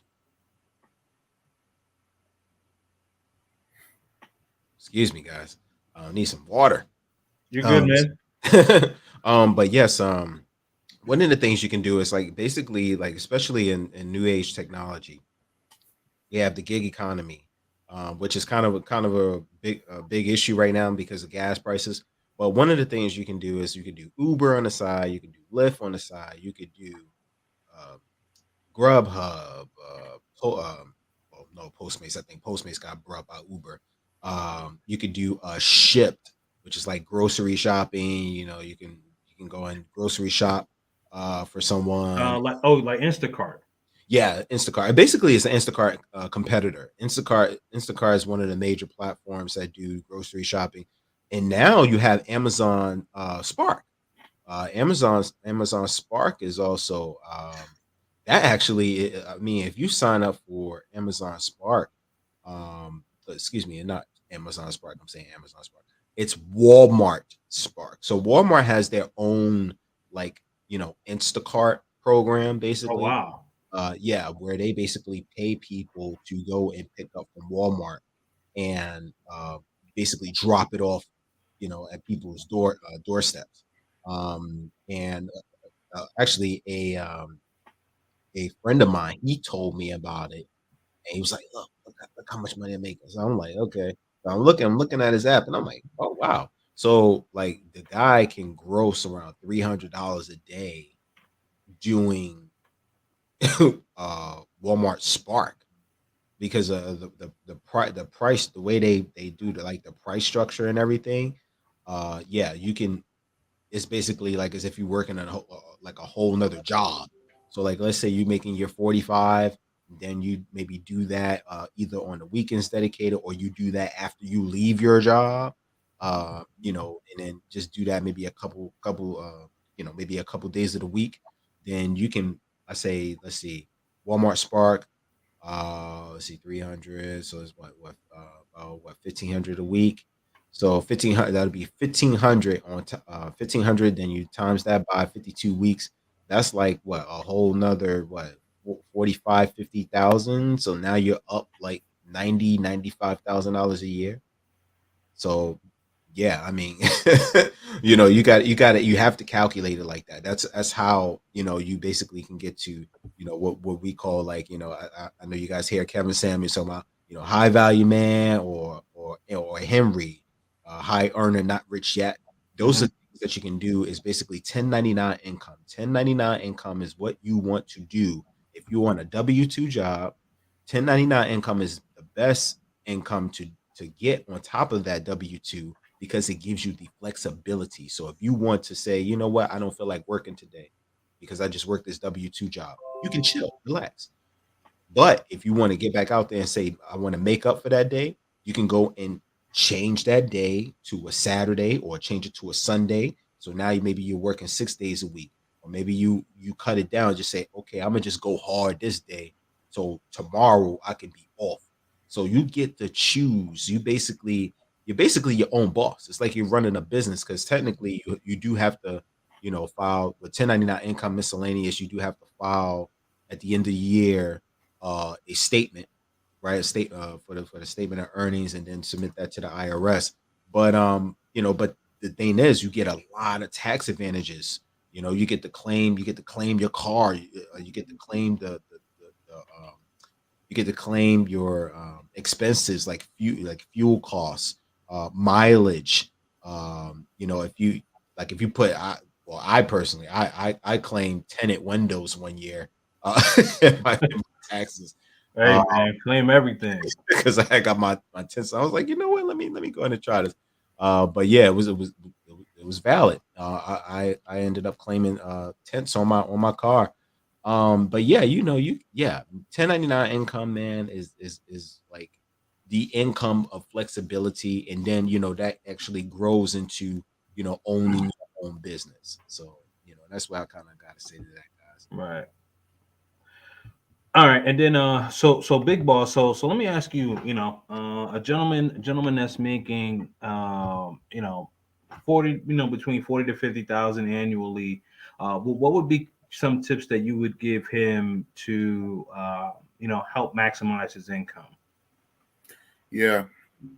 So I'm gonna answer this question, and then I'm going to take a parachute and I'm gonna jump out of the Kings and Dreams airplane.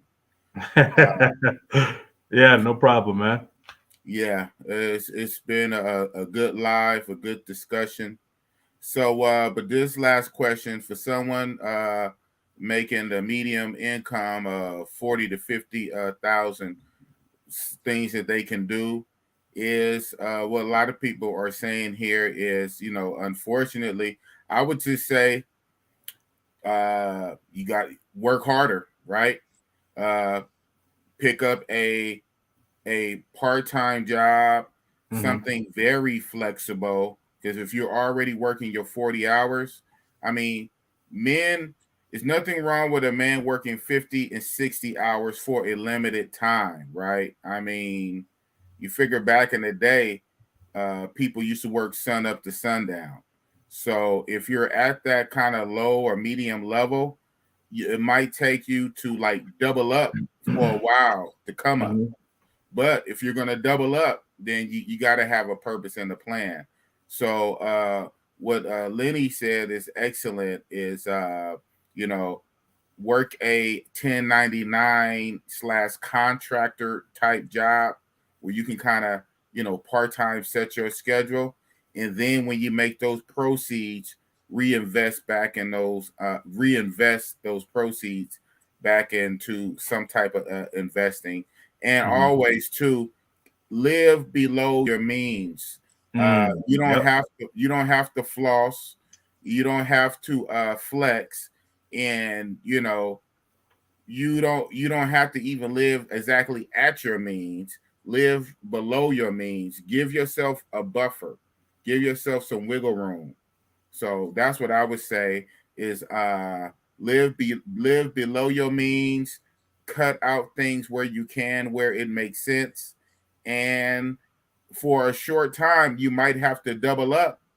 But if you do it smartly, if you pick up a second job or more importantly, a 1099 contractor job, take that little bit of extra money and then reinvest it. That would be what I would say. But outside of that, I'm going to bow out. I'm going to take my parachute. I'm going to jump out the plane. Bon voyage. And appreciate you, Big Boss, for coming on the panel, man. So we're approaching the 3-hour mark. So I'm probably going to close up shop because I have to work in the morning, and I know Big Boss probably has things he has to do. But appreciate you, brother. And so we will definitely do this again, man. Thank you so much, man. Appreciate you, bro. No worries, man. It's all good. Salute. Kings and dreams. All right. Peace.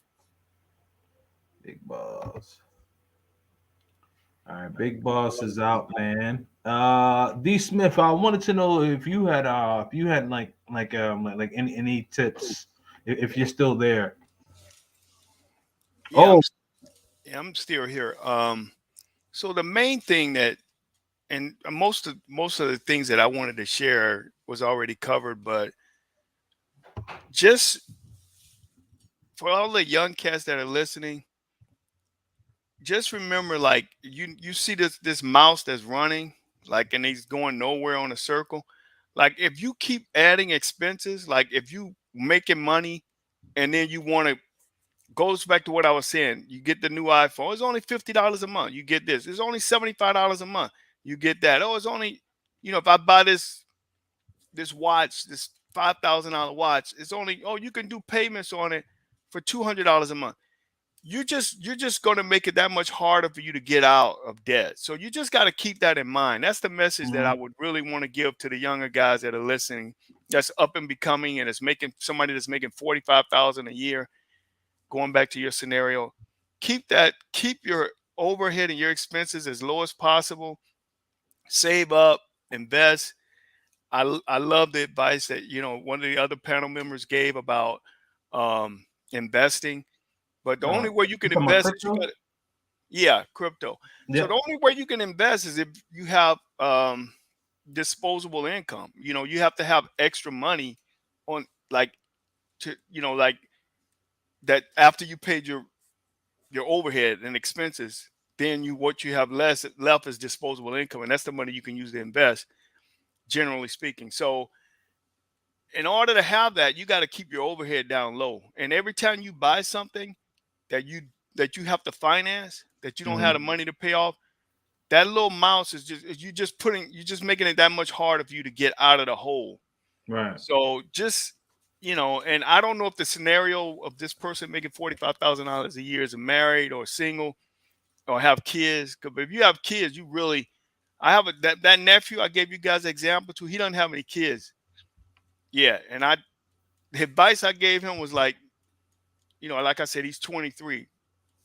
Don't have any kids, man, until you got $100,000 in the bank, steady income.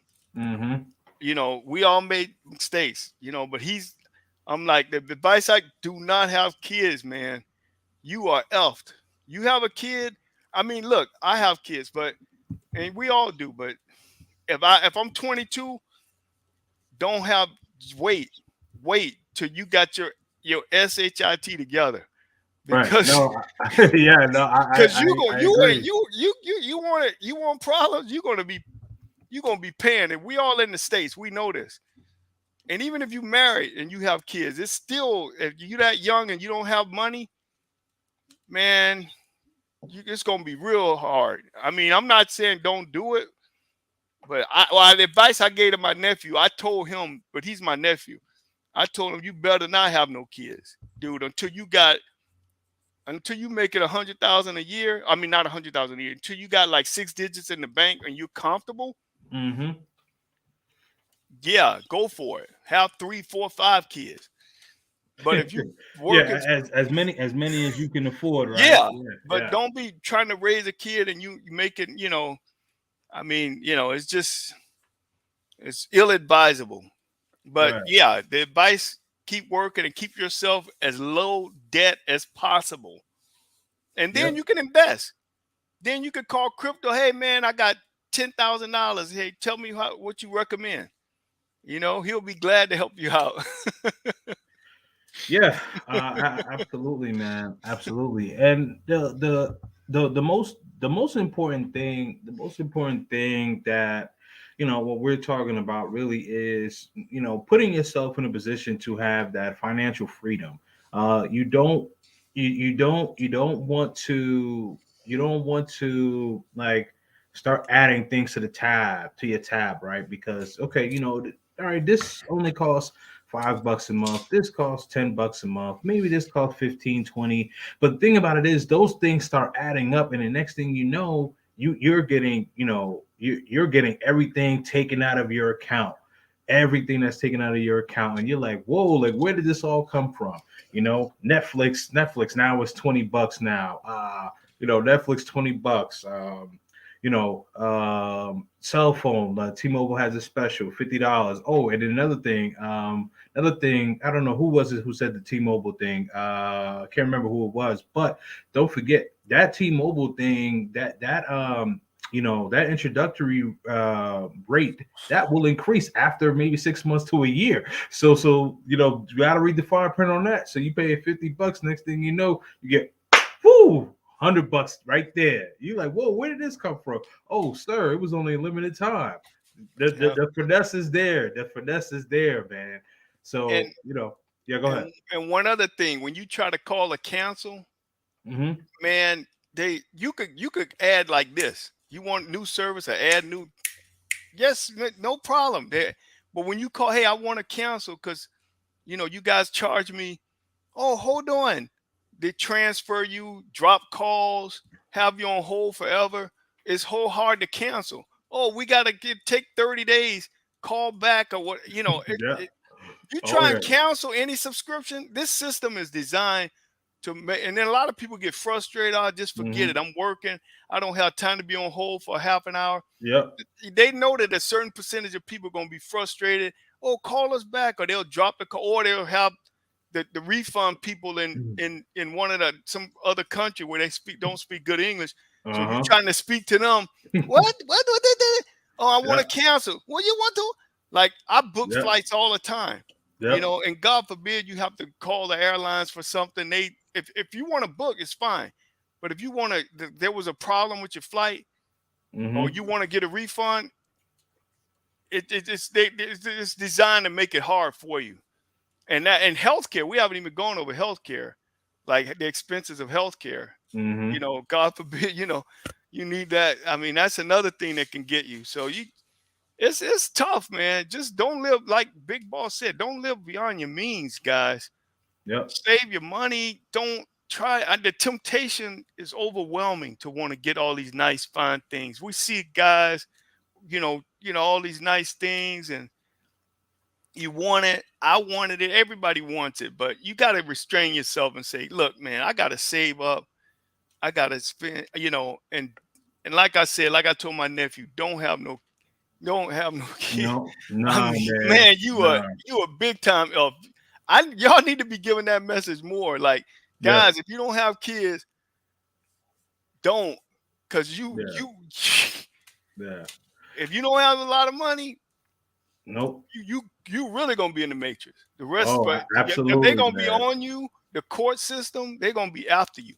Yeah, and you're gonna have to pay. And you should pay. I mean, it's your kids. So, I mean, the thing is, if you don't have kids,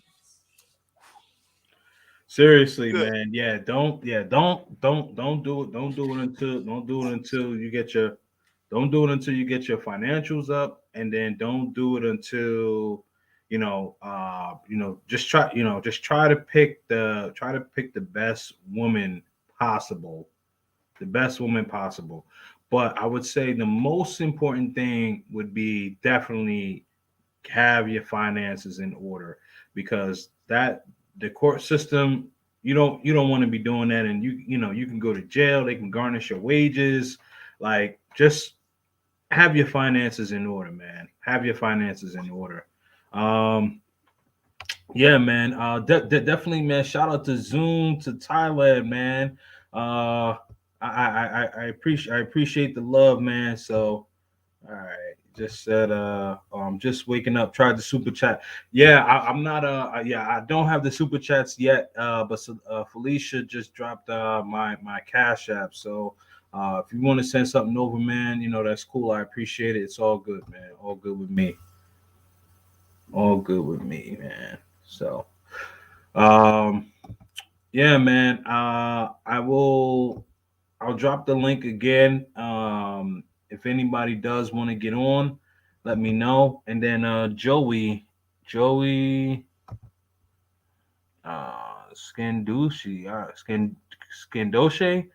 what do you think about YM's advice? A lot of people have been talking about it. I don't know what he's talking about. Who's YM? Joey, let us know who YM is. Now, it looks like D Smith just dropped off. Yeah, let us know who YM is, please.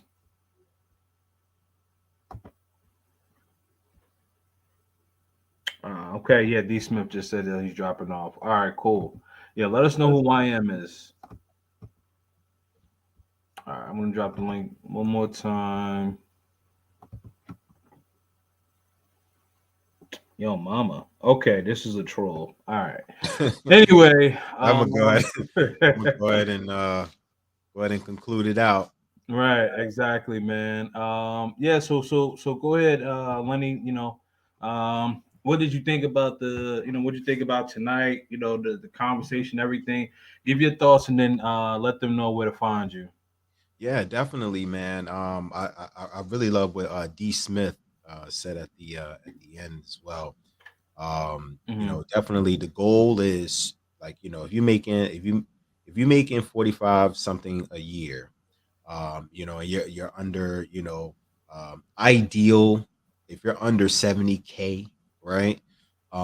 Definitely, your goal should be to work on getting out of the hamster wheel and making more money. So at that job, see if there's upwards mobility. See if there's like different types of training that you can achieve to get, bigger promotions. Or if you can't get bigger promotions within that particular company, then what you can do is take those skills and put it on a resume, slap it on there, and go to another company, switch to another company, maybe in the same line of work, but has a different position to offer you better pay.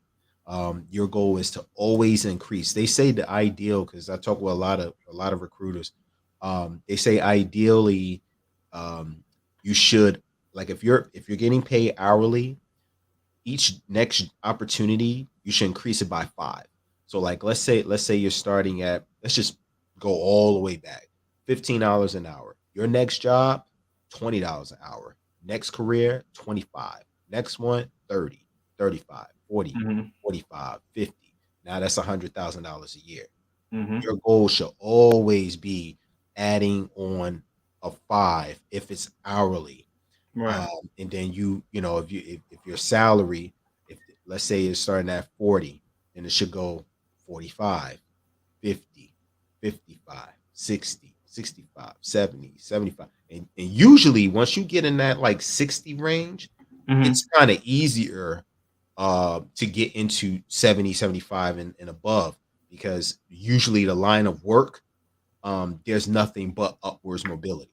You know what I'm saying? So it'll be like, your position might be a level two, and then you can go for level three, level four, five, supervisor, uh, manager, senior manager, director, principal, consultant. Like it goes up and up and up and up. You know what I'm saying? So really, whatever industry you're into, study it, know it, and take the skills, apply it, keep having that learning curve, and be able to move on to the next level. And that's how you come out from 40 Right.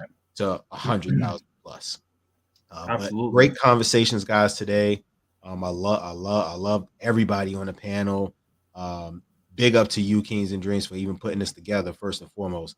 And if you guys want to follow me, definitely on YouTube, youtube.com/, the Sigma Lenny Show, is where you can find me. I'm also on Instagram, is the same thing, the Sigma Lenny Show. And peace and blessings, guys. All Salute. right, man. Appreciate you, man. No problem, Chief. Yeah, so just want to thank you all for coming out, man. Big shout out to Zoom to Thailand, man. Uh, but let me just kind of bring it back here. So we started off talking about the cancel culture, and one of the things about with cancel culture, men, you just want to make sure you want to try to do the best that we are vetting these women who we're dealing with. Um, you know, you you really want to make sure, and I'm sure most men, have been guilty of, allowing, women that they barely know in their personal space. I've been guilty of it. I've done it a lot of times, a couple of times where I could have been canceled, but I had receipts. I had to make sure. And unfortunately, these are the times that we live in. We got to make sure that we have the receipts. We got to do the best that we can to protect ourselves. It's unfortunate, but it is what it is. With inflation, you just got to make sure that you have your finances in order. What Flyboy had mentioned, instead of blocking the punch, deflect it, right? So you want to you want to move away from that, and you want to make sure that you put yourself in a position to where you have more than one option as far as streams of revenue. And with inflation coming up, there's going to be females spinning the block. So you're going to get that, hey big head, or hey, how you doing, what you been up to. You're gonna get that message. You are going to get that message. Just make sure that you stay on point. Handle your business.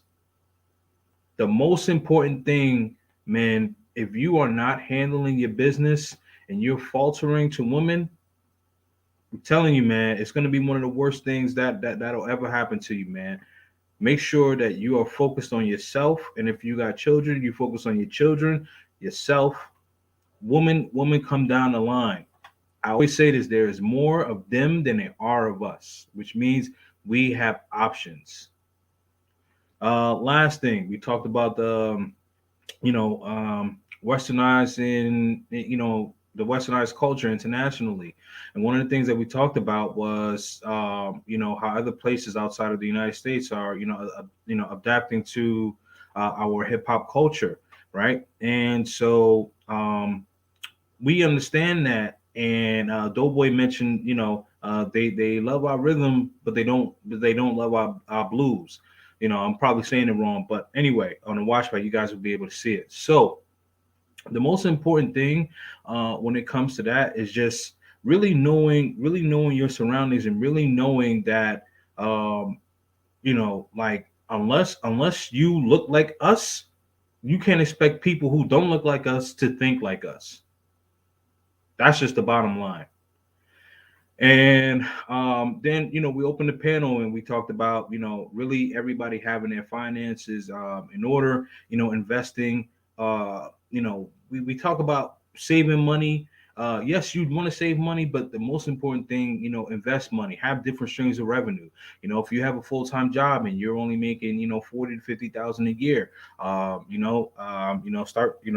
Instacart, get a part-time job, invest. Always have multiple streams of revenue. I have a great career. I have a great career where I am making over six figures, but I invest. I'm also investing in stocks. I also bet on sports. I also invest in other things. So I always have multiple streams of income. So if I lose one, I'm gonna be good. And I'll leave it to this, man. Shout out to Doughboy. Shout out to Big Boss. Shout out to TheFlyBoyWay. Shout out to the TheSigmaLennyShow. Shout out to D Smith. Shout out to Crypto for joining the panel. Big shout out to Zoom to Thailand, man. If you guys don't know who he is, man, subscribe to his channel. His editing game is off the hook, man. So just salute to everybody. Last but not least, my moderator Felicia. She's been holding it down in the chat, and I appreciate you, and I appreciate everybody who was in the comment section, man. And this was a great live. We will do this again. We're going to talk to the gentleman behind the scenes, and maybe add one or two other people, but we're going to get it going, man. So if we were able to help at least one person out, that's all we ask for, man. And the last thing I'll say is stay purposeful, and I am out.